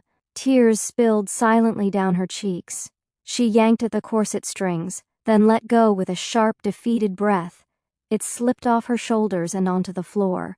She collapsed onto the bed, the silk sheets cool against her flushed skin. "I should have never looked at him," she muttered, her voice muffled against the pillow. "He's not mine." But she had looked, and he had looked back, and that moment, that heartbeat suspended between longing and loss, had branded itself into her very soul. She remembered the weight of him above her, the pressure of his presence, the heat in his eyes, the way his breath had ghosted over her skin. She remembered how he had recoiled, not out of disgust, but out of loyalty. Loyalty to Aurora, and that made it worse. She sat up abruptly, her fingers curling around the edge of the mattress. Her mind was a whirlwind of thoughts, doubts, and what-ifs. Would Aurora even want Luke if she knew the truth? Would Luke ever fight for her, for Alina? Or would he just keep obeying fate? She let out a choked sob and grabbed the nearest pillow, pressing it to her face to muffle the scream rising in her throat. For the first time in her life, Alina hated fate. She hated the moon goddess. She hated the cruel beauty of a world that gave her love but no right to claim it. As the afternoon sun began to dip beyond the windows, casting golden light through her chamber, Alina rose. She splashed cool water on her face and lit a single candle, placing it before the small altar she kept hidden behind the velvet curtain. "A simple offering to the moon goddess. I'll let go," she whispered, eyes closed, lips trembling. "But only if you promise me. I'll be loved too. Just once, for real." Her words hung in the air, a prayer and a plea, fragile as a moth's wings. And in the gardens, far away from her silent wish, two hearts stood side by side beneath the silverleaf tree, unaware of the quiet unraveling happening just beyond the palace walls. Each soul carried their own storm, each heart beat with uncertainty, and above them all, the moon watched in silence, her light both blessing and curse upon those who walked the path of destiny. Chapter 15. The Hunting Bond.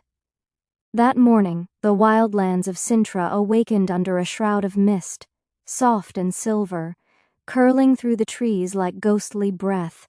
The earth held the scent of dew and pine, of damp bark and ancient magic that pulsed through the roots of the towering Stormbane forests.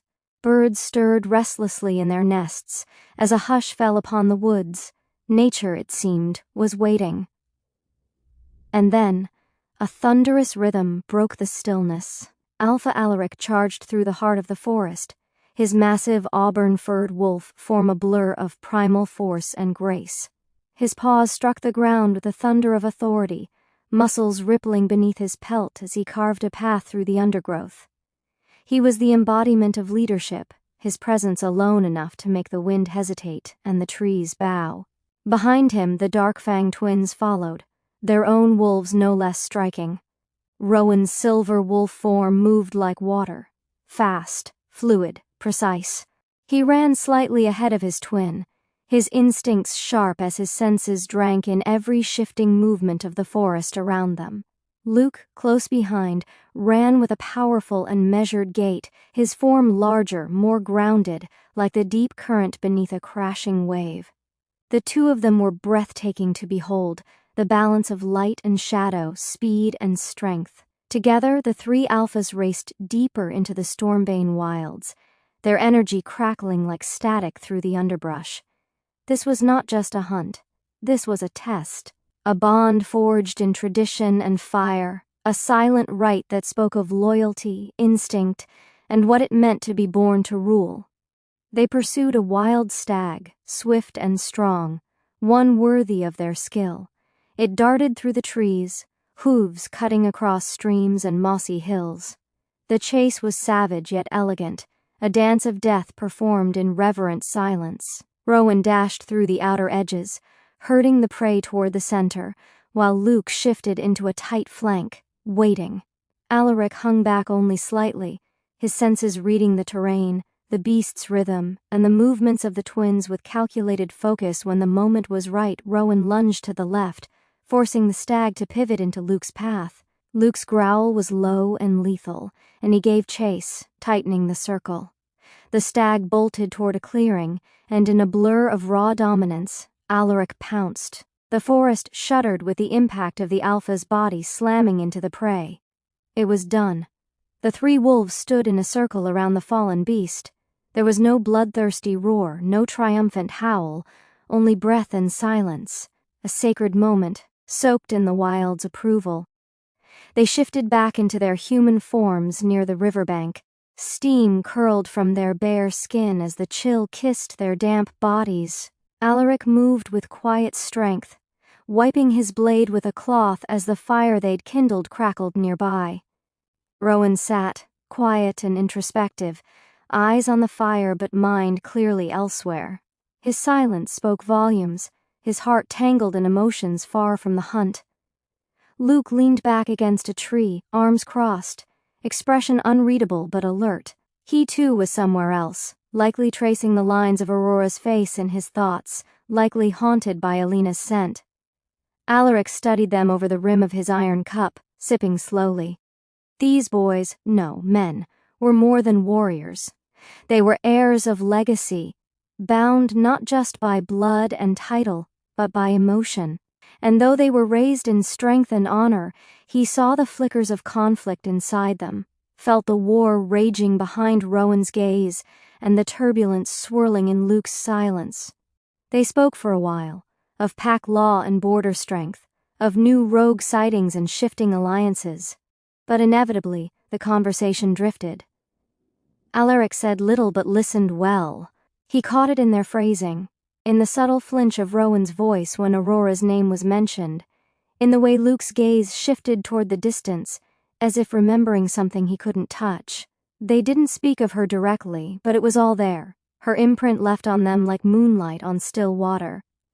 He smiled faintly, eyes glinting with something unreadable. Both of them would die for her, he thought, turning his gaze to the fire, because she is their mate, because the bond demands it, but only one of them will win her soul. Only one of them will be chosen. The moon goddess had written their stories in the stars long ago. But even so, Alaric would not hand over his daughter to fate blindly. By the time the fire had dwindled to glowing embers and the sun began its descent behind the jagged peaks of Cintra, the three men rose and dressed, mounting their steeds to return to Stormbane Palace. The ride back was quiet but not uncomfortable.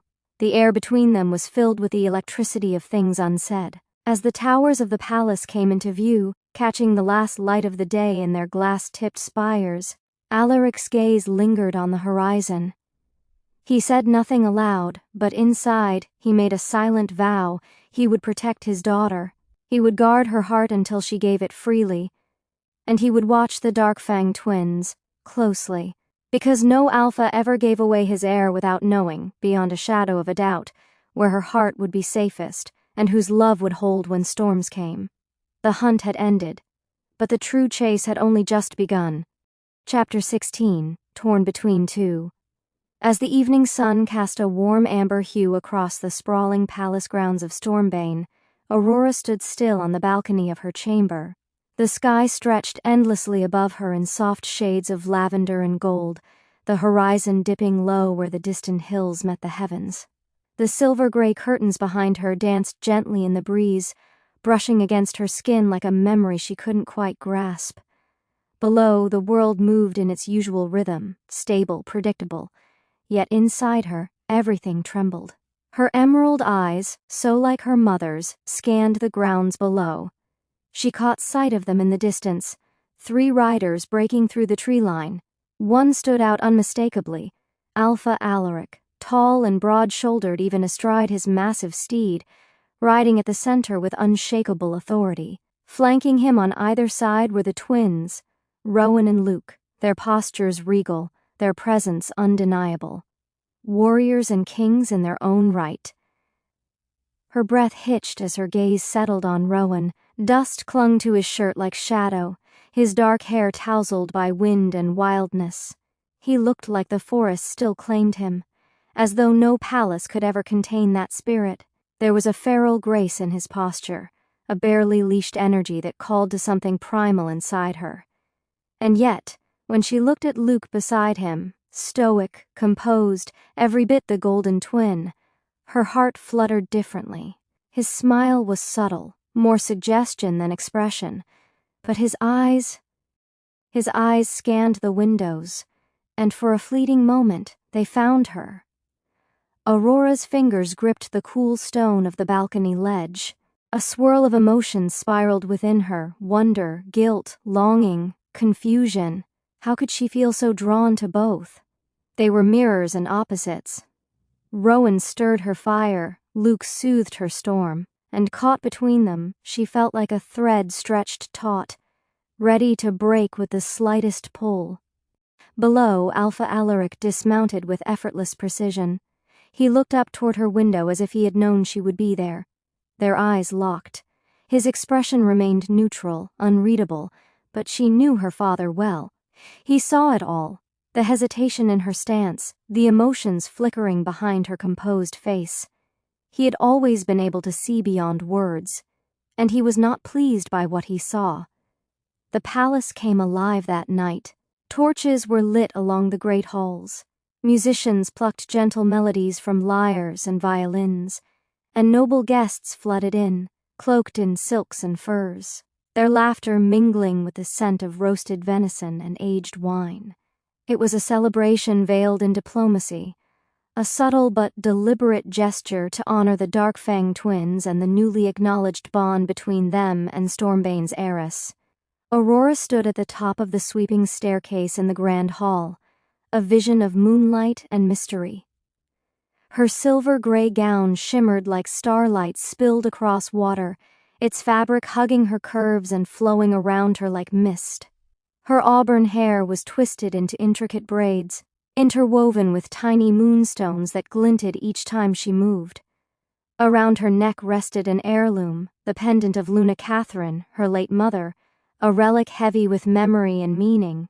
As she descended into the room, the crowd shifted, conversations faltered, all eyes turned to her, and 2 gazes, more intense than the rest, latched onto her with unrelenting force.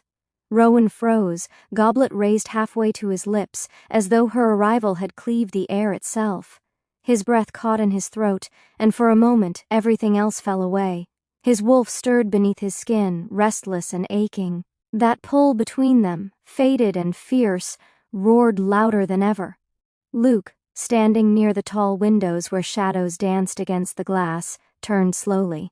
His heart stuttered. He had prepared himself, reminded himself where his loyalties lay, but none of it mattered in that instant. Aurora had always held a light he could never ignore. She smiled politely, her lips curving just enough, but the gesture did not reach her eyes. Inside, she was at war. Both twins watched her as though she were a storm they longed to walk into. Consequences be damned. At the far end of the hall, seated near the dais, Alpha Alaric observed them all in silence. He studied Aurora with a father's scrutiny, noting the slight tremble in her fingers, the tension in her jaw. He watched the twins as well, noting their every glance, every twitch of restraint. The room was gilded with opulence, but beneath the surface lay an emotional battlefield. As the music swelled and nobles paired off for the first dance, Rowan remained rooted near the edge of the gathering, cloaked in shadow, his eyes never leaving Aurora. He couldn't bring himself to approach, not when he feared what being near her would do. To his control, to his heart. It was Luke who stepped forward. "May I?" he asked, his voice low and velvet smooth. Aurora blinked, and then nodded. She placed her hand in his. It trembled, just faintly. He led her onto the dance floor, one hand at her waist, the other enclosing her fingers with quiet strength. As they moved in rhythm, neither of them spoke, but their silence said everything. Every spin and step was a confession, a question, a plea. Above, from the arched gallery overlooking the ballroom, Alina watched in silence. She wore a gown of deep forest green, her raven dark curls pinned back from her face, but her expression was distant, carved from restraint. Her eyes followed the couple below, her best friend and the man who had once held her heart in hands, now reaching for another. She didn't cry, but the hurt ran deep. Her fingers clenched the balcony rail, and she turned before her resolve broke. That night, the palace glowed with laughter and light, with warmth and wine. But in the spaces between glances, in the brush of hands and the tightening of jaws, another story played out. One of longing, one of decisions not yet made. The moon goddess had spun a tale none of them had chosen, but all were bound to follow. And as the final note of the music faded into the night, no one knew which path the heart would take next. Because love had never been so simple, and destiny had never been so cruel. Chapter 17, Confession. That night, long after the last goblet had been emptied and the grand hall had faded into hush, the twin alphas of Darkfang found their way back to the guest chambers prepared for them in Stormbane Palace. The suite was vast, carved of stormstone and mahogany, rich with the scents of pine resin, old smoke, and something faintly floral, lavender, perhaps, lingering from the palace maids. Moonlight spilled through the high windows, casting shadows over the thick furs and polished wood. A fire snapped softly in the hearth, its glow warm against the deepening chill. Rowan stood by the fire, one arm crossed over his chest, the other resting on the mantel. His gaze was fixed on the flames, as though they might offer answers he hadn't yet found. The light painted his features in gold and shadow, catching the clenched line of his jaw, the tension carved into his shoulders. He hadn't spoken since they entered. He didn't need to. The silence was thick with all that remained unsaid. Luke sat perched on the edge of the oak writing desk, still dressed in his evening leathers, his boots kept aside, his tunic slightly unbuttoned. He turned a silver ring, one he always wore, over his thumb in slow, deliberate movements. His brows were drawn, the set of his mouth solemn. Words clawed at his throat, too many and not enough. Finally, Rowan broke the silence, his voice low and rough. "You feel it too," he said, not as a question, but a truth already known. Luke's fingers stilled. He didn't look up right away. The ring paused mid-turn before he slipped it into his pocket and stood. "She's unlike anything I've known," he admitted quietly. But you saw her first. Rowan exhaled through his nose, a bitter breath. That's not how the moon goddess works, brother. Fate chose both of us, and that frightens me more than anything I've ever faced. Luke walked to the window, where the garden stretched below in moonlit silence. He leaned against the frame, the silver light illuminating the turmoil etched across his face. I don't want to fight you, Rowan. I won't. But every time I see her, my wolf howls like it's being called home. And yet, when I look at Alina... He trailed off, the words unfinished but heavy with meaning. You love Alina, Rowan said. There was a note of bitterness in his tone. Sharp, but not cruel, just honest. Luke turned then, meeting his brother's eyes. I care for her. I might have even chosen her, had things stayed simple. But this... He gestured vaguely, a hand slicing the air as if to carve through the uncertainty. This pull toward Aurora. It's deeper, older. My wolf doesn't want to let go. Pain flickered in Rowan's expression, a crack in the armor he rarely showed. He looked away, jaw tight. Then what do we do? Share her? Compete for her until she breaks under the weight of us both? That's no future. Not for her, not for us. Luke took a step closer. What if she chooses one of us?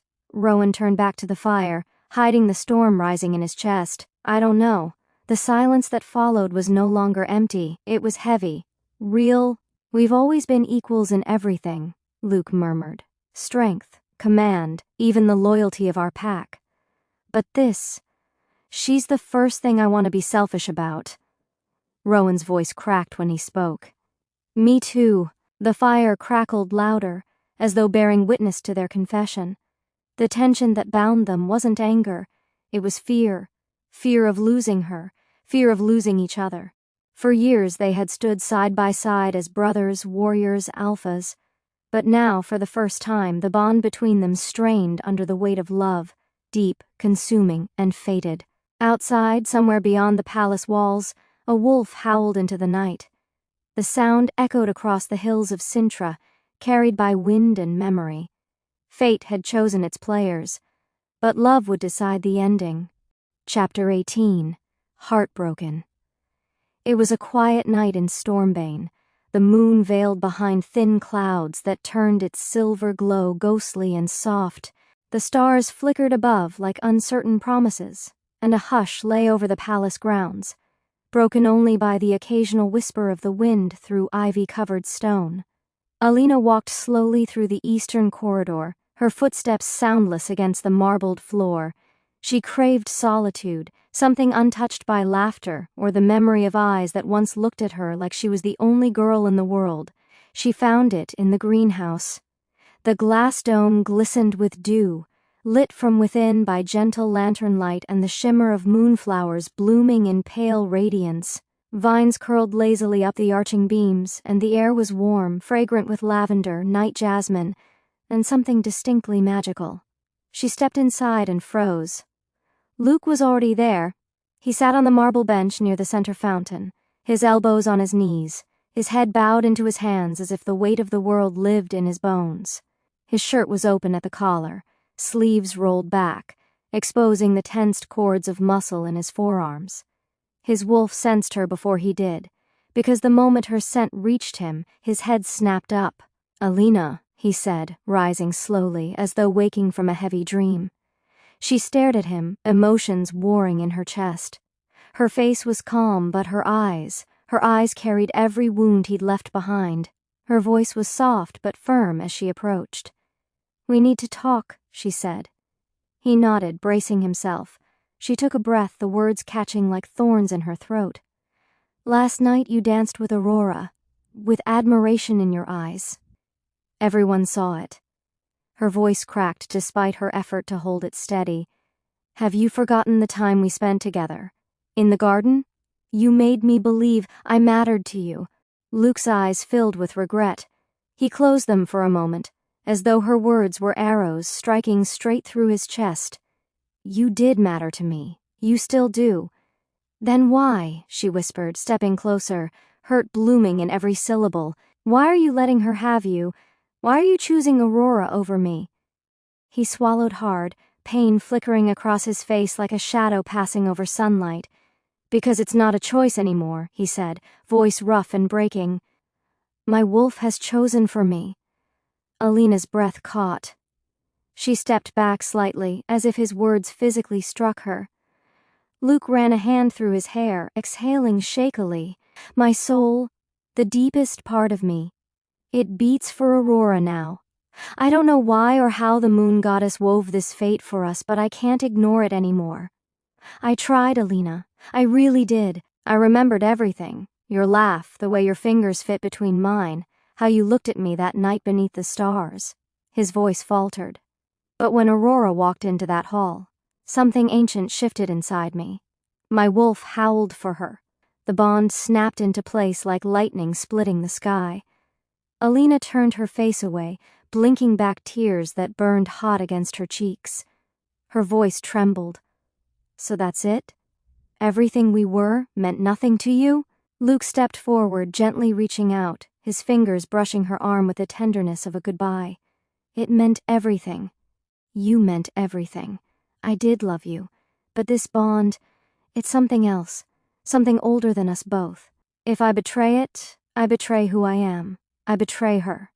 And I betray you by pretending I can be someone I'm not anymore." Her tears finally fell. She pulled her arm away gently, her shoulders squared despite the trembling. "And what about me? What do I do with all this love I gave you? With everything I was ready to give you still?" He looked at her like a man unraveling. "You survive. You rise. Because you're Aurora Stormbane. And you were never meant to be someone's second choice. Not even mine." A breath shuddered through her. The pain in her eyes hardened into resolve.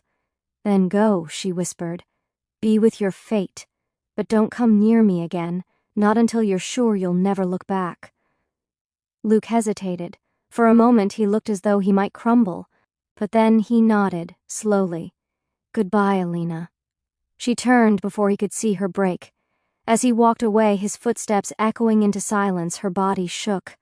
Her heart broke quietly beneath the moonflower's glow, and when she finally collapsed onto the bench he'd left behind, her only companions were the vines curling down like weeping arms, and the soft scent of lavender, clinging to a love that had no place left to live. And so the night wore on, and Alina's tears watered the roots of 100 blooming ghosts. Chapter 19. A Father's Warmth. That same night, after Luke left her alone in the greenhouse, Alina wandered the palace halls with her heart heavy and her thoughts a tangled storm. Every step echoed in the silence, bouncing off tall columns and stained glass windows that shimmered with fragments of moonlight. The palace, so often filled with the chatter of nobles and the strength of Stormbane's legacy, felt hollow tonight, as if it too mourned with her. She didn't know where her feet were carrying her until she stood before the grand oak doors of Alpha Alaric's study. They loomed tall and intimidating, carved with the sigils of their ancestors and the mark of the Stormbane pack. Behind those doors was a man both feared and revered, her alpha, her guardian, her protector since childhood. For a long moment she just stood there, uncertain. Her hand hovered near the door, trembling. The strength she usually carried like a shield felt threadbare tonight. Yet she needed something, someone, who would not ask her to pretend she was fine. Finally she knocked. "Come in," his deep voice rumbled from within, calm and assured as always. She stepped inside. The study was warm and dimly lit by the soft glow of lanterns. Shelves lined the walls, heavy with ancient tomes and maps of Stormbane's borders and the other werewolf territories of Cintra. Weapons, both ceremonial and practical, hung on display, a testament to Alaric's legacy. The scent of parchment, leather, and pine surrounded her, grounding her. Alpha Alaric looked up from a scroll he'd been reading. His face, usually carved in stone and resolve, immediately softened when he saw her. "Alina, my child," he said, rising to his feet and setting the scroll aside. "Come, what troubles you?" The moment he asked, her throat tightened, and a knot of pain welled in her chest. She crossed the room slowly, lowering her head as she approached the chair before his desk. Her hands twisted nervously in front of her. She began, her voice hoarse and cracking. I don't know how to say it. He came around the desk without a word and perched on the edge in front of her, placing a hand on her shoulder, firm yet comforting. Say what you can, he urged gently. I'll listen. Always. Tears welled in her eyes, but she held them back by sheer will. It's a pain I cannot explain, she whispered. Like something precious has slipped from my grasp, but I can't even reach for it. I cannot even name it fully without falling apart. Alpha Alaric studied her, his gaze filled with something that looked very close to fatherly sorrow. Slowly, he tipped her chin up so their eyes met. Alina, you are strong. I've always known it. From the day you stood beside Aurora, defiant even as a child, I saw the fire in you. But even the strong must grieve. Even they must bleed when their heart is wounded. Tell me. His voice softened more, the thunder of the alpha fading into a father's concern. Is this about Aurora's mate? Her breath hitched, her gaze dropped. He nodded slowly, his understanding reaching across the silence like a warm blanket. You don't have to say it, he said, a gentle note in his voice. Your eyes say enough. And then the tears spilled. Finally, they broke free. Without hesitation, Alpha Alaric wrapped his arms around her and pulled her into a firm, protective embrace. He held her close, and she clung to him as the sob burst from her chest, the first real sound she'd made in what felt like hours. You have a great heart, Alina, he murmured into her hair, his voice thick with quiet emotion. But sometimes, the moon goddess tests those with the greatest hearts the most. It's not fair, it's not easy, but you must not let this destroy you. Do you hear me? She nodded weakly, her tears soaking into the shoulder of his tunic. He continued, voice low and reassuring. You will find your path, your joy. It may not come today or tomorrow, but it will come. And when it does, when the winds shift again, you'll understand. You'll see why some things had to break before they could be made anew. He kissed the top of her head gently, the way a father would his own daughter. He did not let go until her sobs quieted, and her breathing returned to something close to steady.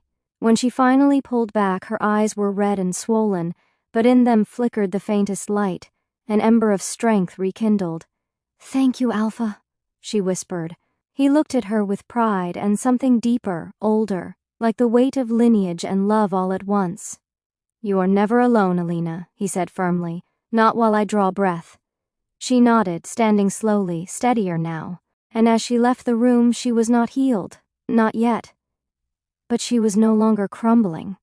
For the first time in days, she walked with her head just a little higher, the crushing ache in her chest softened by the truth of a father's warmth. She was loved, and she was not alone. Chapter 20, A Shadowed Truth. Later that night, as the Stormbane palace slowly settled into a twilight, its ancient stones glowing softly under the kiss of a fading sun, Aurora wandered the halls in search of solitude. Her thoughts were a tangle of emotions, wrapped tight like thorned vines in her chest. The soft hush of her slippers against the marble echoed faintly through the corridors until she reached the library, the oldest and most sacred part of the palace. She pushed the door open quietly. The air inside was still, steeped in the scent of parchment and age, heavy with the weight of unspoken stories. She hadn't expected anyone to be there, but as her gaze drifted across the towering shelves and the golden dust motes swirling in the last rays of daylight, she saw him. Luke stood by the tall arched windows, his broad shoulders silhouetted against the glow of moon, the light caught in his blonde hair, streaking it with silver. His profile was still, quiet, contemplative. For a moment, neither of them spoke. Then he turned and smiled softly, almost sadly, and motioned for her to come closer. You seem burdened, he said gently, his voice low and laced with concern as she approached. Aurora hesitated. Her hands wrung nervously in front of her. She had been holding something inside for days now, unsure who to confide in, unsure whether it was even right to speak it aloud. But something about Luke's steady presence, the quiet strength in his eyes, made her feel safe. She sank down onto the large velvet couch near the window, curling her fingers in her lap. Luke joined her a second later, sitting so close their knees nearly brushed. "It's Rowan," she whispered at last. Luke stiffened ever so slightly. His wolf growled low inside him, but he masked it with a soft exhale followed by a careful chuckle. Still, Aurora caught the subtle change in his energy, the tension that briefly coiled in his frame. "You love him?" Luke asked, forcing the words to come out even and neutral. Aurora's cheeks flushed. "I don't know what it is exactly," she admitted, "but when I'm with him, my heart feels light, yet heavy. Like it's too full and not enough all at once. He sees me, even the parts I don't say out loud. I feel drawn to him, even when I'm terrified of what that might mean." Luke nodded slowly. Inside, something tightened. His wolf, fiercely possessive of their fated mate, snarled in defiance, but Luke pushed it down. He couldn't let it speak. Rowan was his brother, his twin, and Aurora was meant to choose freely. "Rowan is a good man," he said finally, his voice tight. "He would cherish you. He already does." Aurora looked down, tugging at the sleeve of her dress. "But I worry about Alina," she confessed softly. "She's been so distant lately, so quiet. I feel like I did something wrong, but I don't know what." Luke let out a breath he hadn't realized he was holding.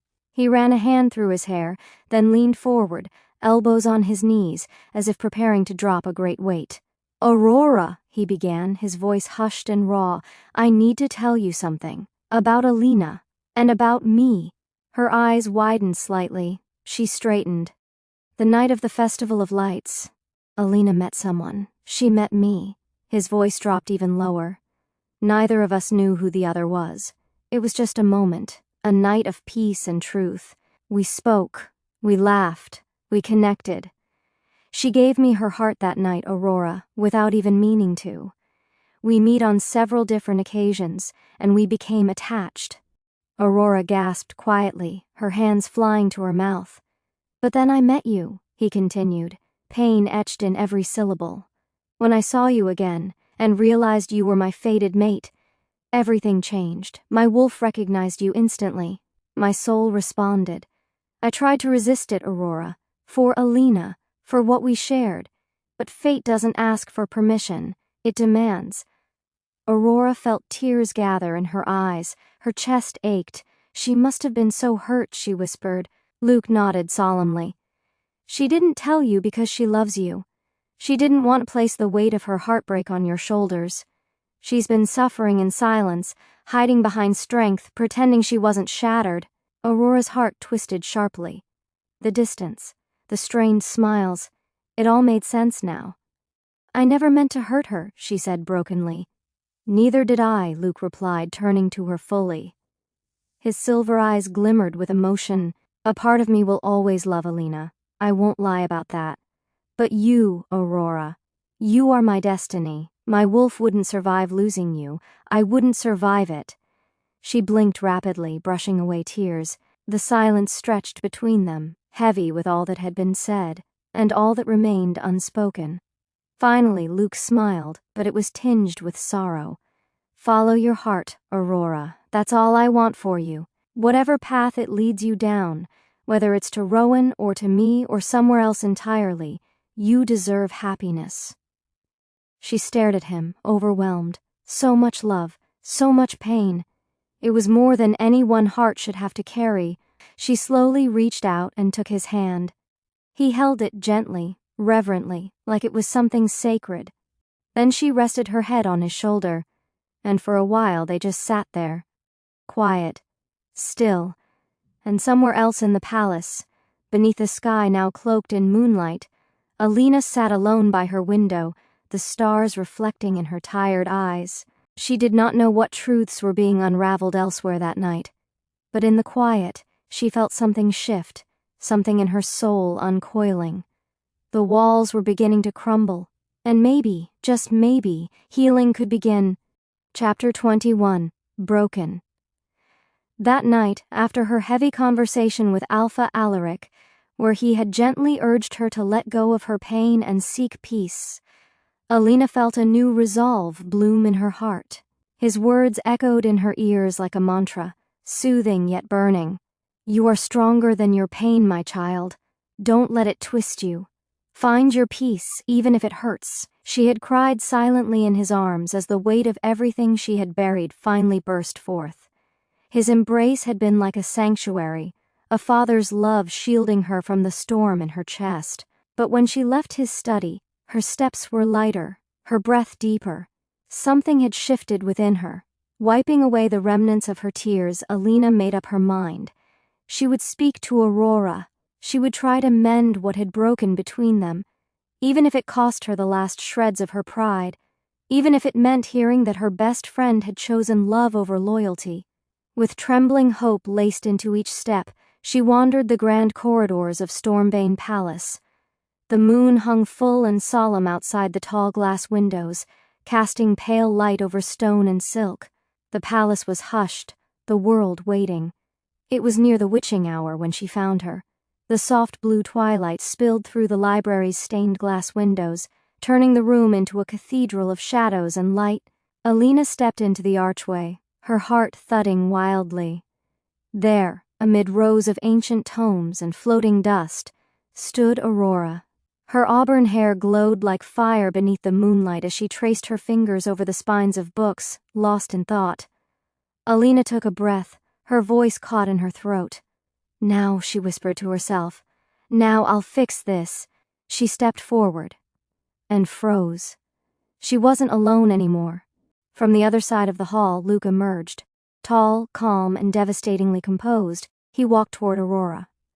The moment his eyes found hers, his expression softened, not with casual affection, but with a deep, unspoken ache. Alina remained hidden in the shadows of the archway, her fingers digging into the stone. The way he looked at Aurora was like prayer, reverent, longing. Aurora smiled up at him, the kind of smile that used to belong to Alina, the kind that used to warm her heart and now shattered it. Alina watched as Aurora lowered herself onto the large velvet couch by the window. Luke joined her a moment later, sitting so close their bodies nearly touched. The intimacy between them was unbearable, a shared silence, a familiarity that had once belonged to someone else. There were words exchanged, quiet and muffled from where Alina stood. But then came the final blow. Aurora gently rested her head on Luke's shoulder, and he took her hand in his. It was a quiet gesture, tender, intimate. Alina felt something inside her crack, her fists clenched. A sudden, ugly fire burned through her chest, a searing, consuming jealousy so fierce she almost staggered back. The bitterness, the betrayal, the heartbreak, it all collapsed upon her at once. Without thinking, without even breathing, Alina turned and fled. She didn't go to her chambers. She didn't retreat to the garden alcoves where she and Aurora once whispered secrets under starlight. Her feet moved with a mind of their own, leading her down a path few dared to tread. Past the silver halls, beyond the warded doors, beneath a veil of dark enchantments, she entered the Coven's keep, an ancient, forbidden wing of the palace. Long ago, the witches who worshipped the darker side of the moon goddess practiced here. It had been sealed off for generations, left to rot behind layers of dust, forgotten symbols, and cobwebs thick as vines. But Alina found the door, and it opened for her. Inside, the air was cold. The shadows clung to her skin like ink. Her eyes locked on a pedestal at the far end, where a dark-covered tome rested beneath a layer of frost and silence. The forbidden book. Every witch had been warned of it, told to fear it, to never speak its name. Her hands trembled as she stepped forward. Her heart thundered, but her rage roared louder. She reached out, touched it. The book pulsed with ancient power. She opened it. The pages whispered to her, not in words but in feeling, in temptation, in promise. "If love is lost," the dark magic murmured, "ancient and seductive, then power shall be your new heart." Her tears fell freely now. She turned the pages faster and faster until she found it. A ritual so old, so buried in secrecy that even speaking its name would earn exile. It promised strength. It promised silence for her pain. It promised that no one, not Aurora, not Luke, not fate, would ever make her feel weak again. With trembling fingers and a dagger she found buried in the altar's shadow, she cut her palm and drew the circle. Blood met stone. She chanted the words no living witch dared speak. The air thickened, the shadows shuddered, the sigils burned crimson. The ritual consumed her pain, her heartbreak, her innocence. Her once bright summer blue eyes dimmed into a cold, haunting silver. As the last word fell from her lips, the light of the moon outside flickered and dimmed, as if even the heavens mourned the girl who no longer remained. When it was done, Alina stood slowly, taller, straighter. She was no longer soft, she was sharp, cold, silent. Without a word, without a goodbye, she stepped into the shadows and vanished from Stormbane Palace. All that remained was a shimmer of dark magic in the wind. And somewhere deep within the palace walls, nestled in the arms of quiet moonlight, Aurora lifted her head suddenly, a chill creeping down her spine. Something had shifted, the winds of fate were turning, and everything was about to change. Chapter 22. The Painful Goodbye. The morning sun rose over Stormbane Palace with a hush of pale light, casting a soft golden veil upon its stone walls. But there was no warmth in it. The light that usually filtered in gently through the crystalline windows now seemed anxious, hesitant, like even the sun knew something had changed. Aurora had not slept. Not truly.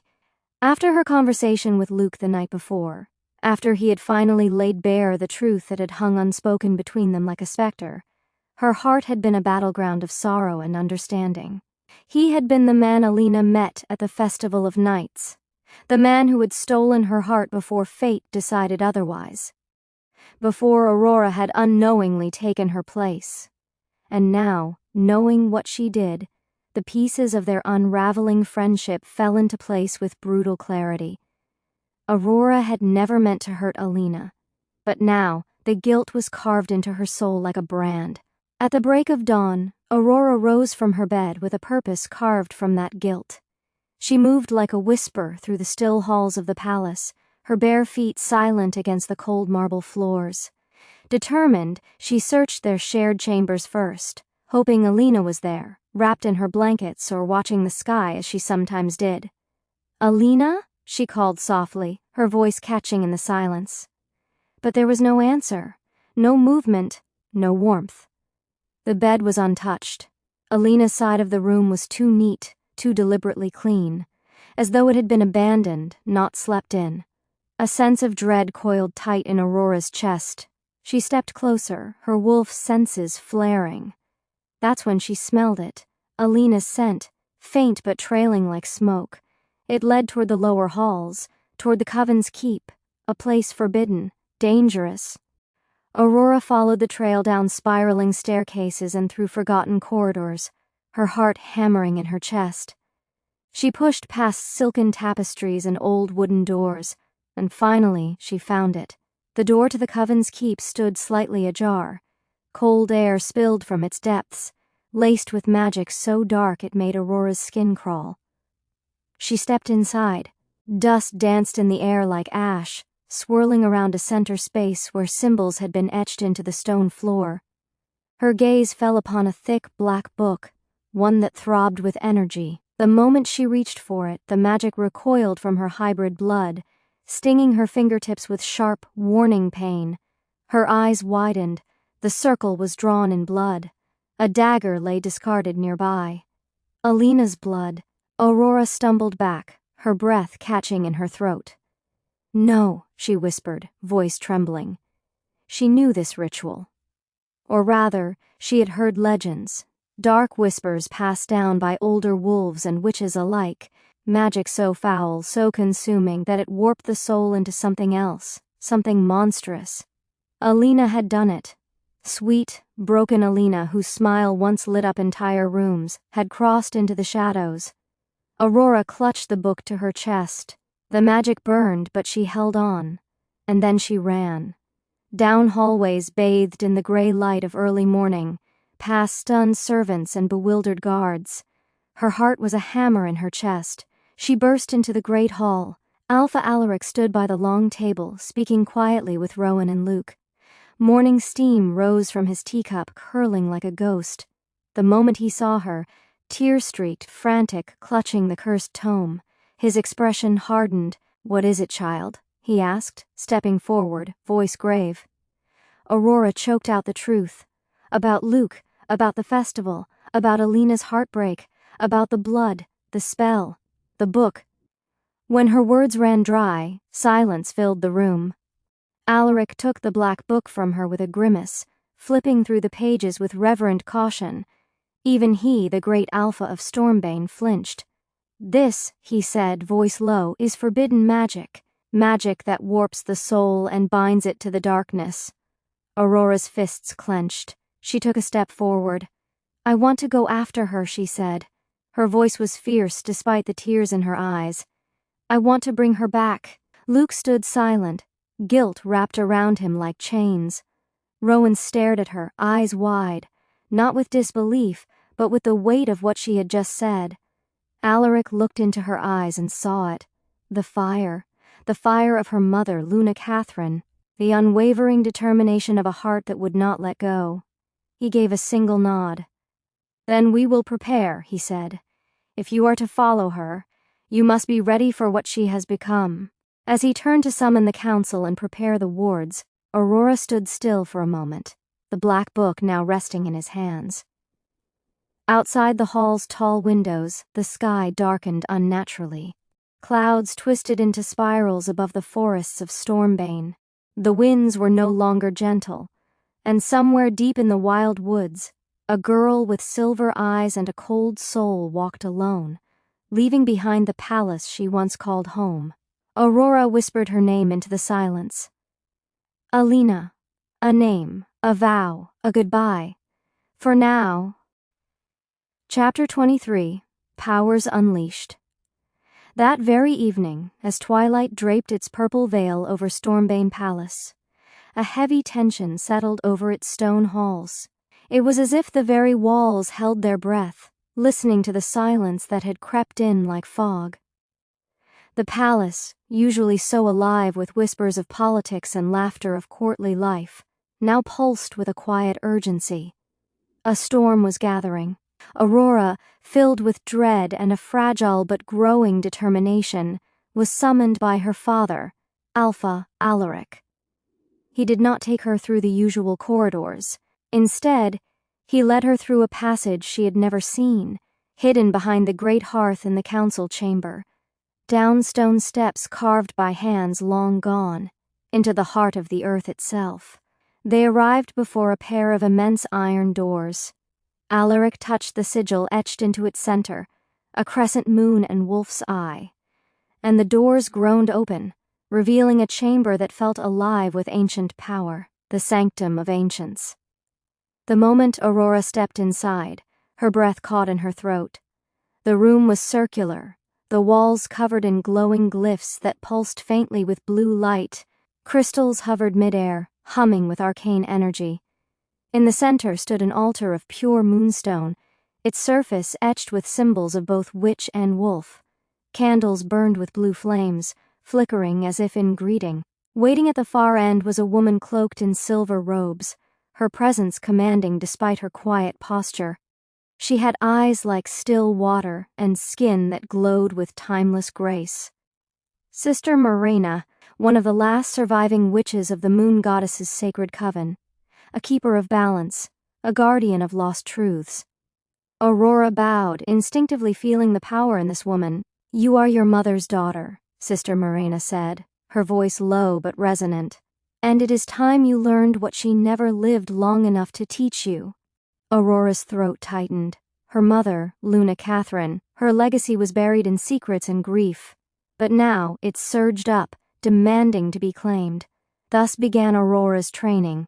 It was not easy, it was not kind, but it was necessary. Each day she was taught spellcraft, not merely the recitation of old incantations, but the soul of magic itself.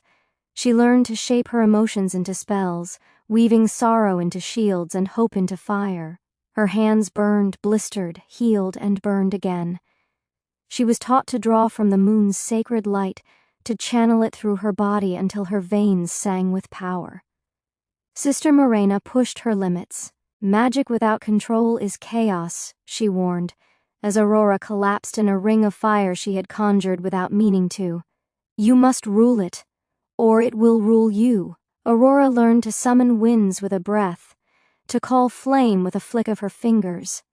She practiced healing rituals with herbs and whispered spells, reviving wounded birds and bruised skin.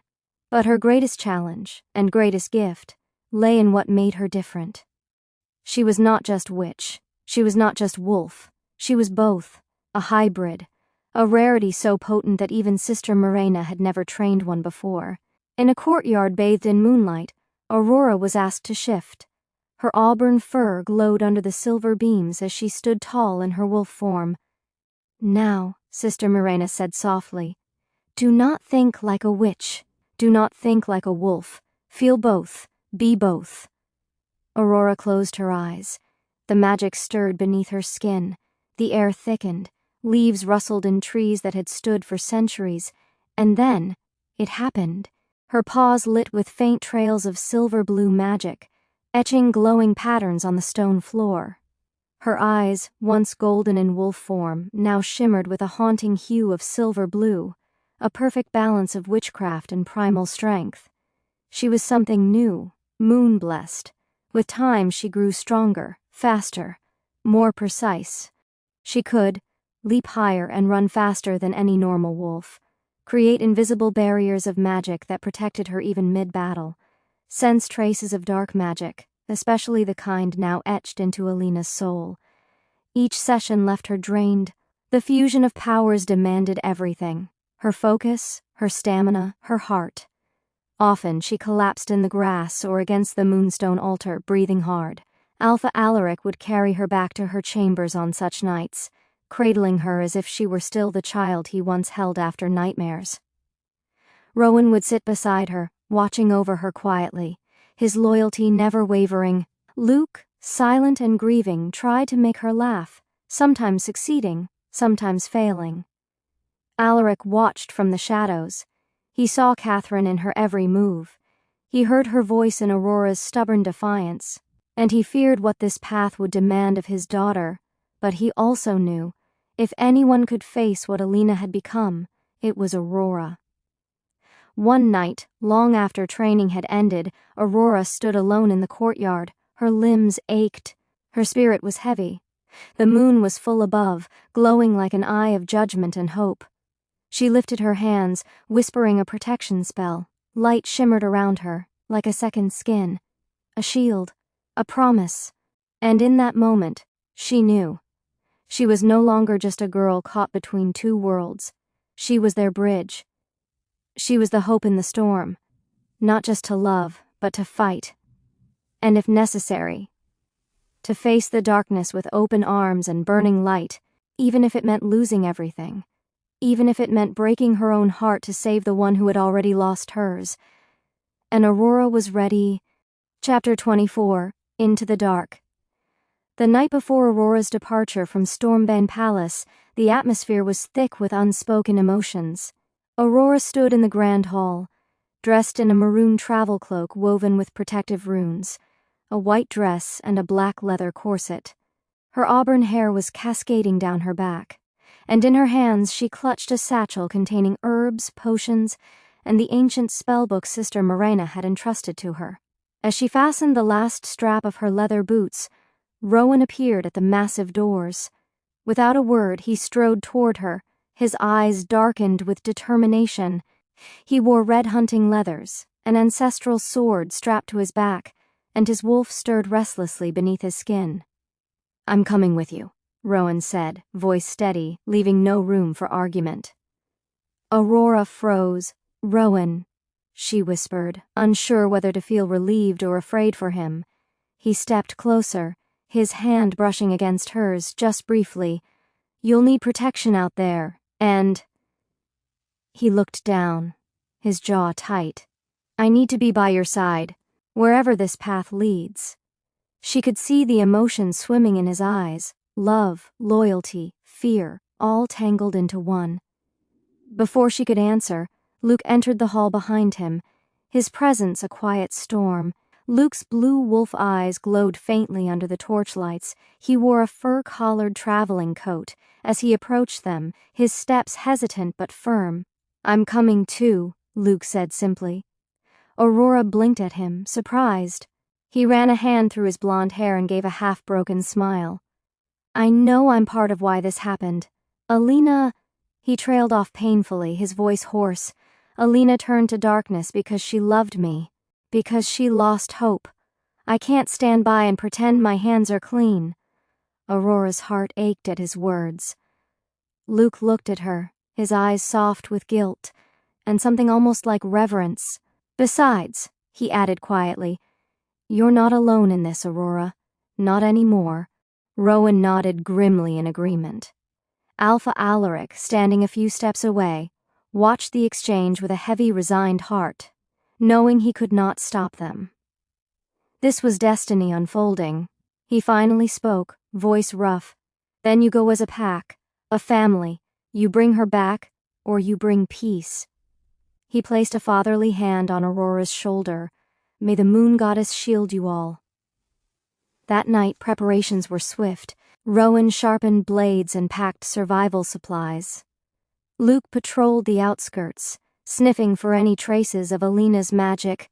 Aurora spent one last hour in the sanctum, gathering sacred herbs and memorizing the final incantations Sister Mirena gave her, spells for protection, spells for battle, and spells for mercy. At midnight, under the blood moon, the three of them, Aurora, Rowan, and Luke, shifted into their powerful wolf forms. Hers was an auburn-furred wolf with her green eyes.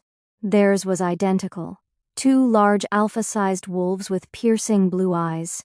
They ran into the forests of Cintra. Their shapes disappeared into the mists of Stormbane woods, chasing shadows, hope, and a bond that would soon be tested like never before. To be continued. If you enjoyed this audiobook, subscribe to my channel for more interesting audiobooks. Join my channel by becoming a member and have early access to stories and second parts of books.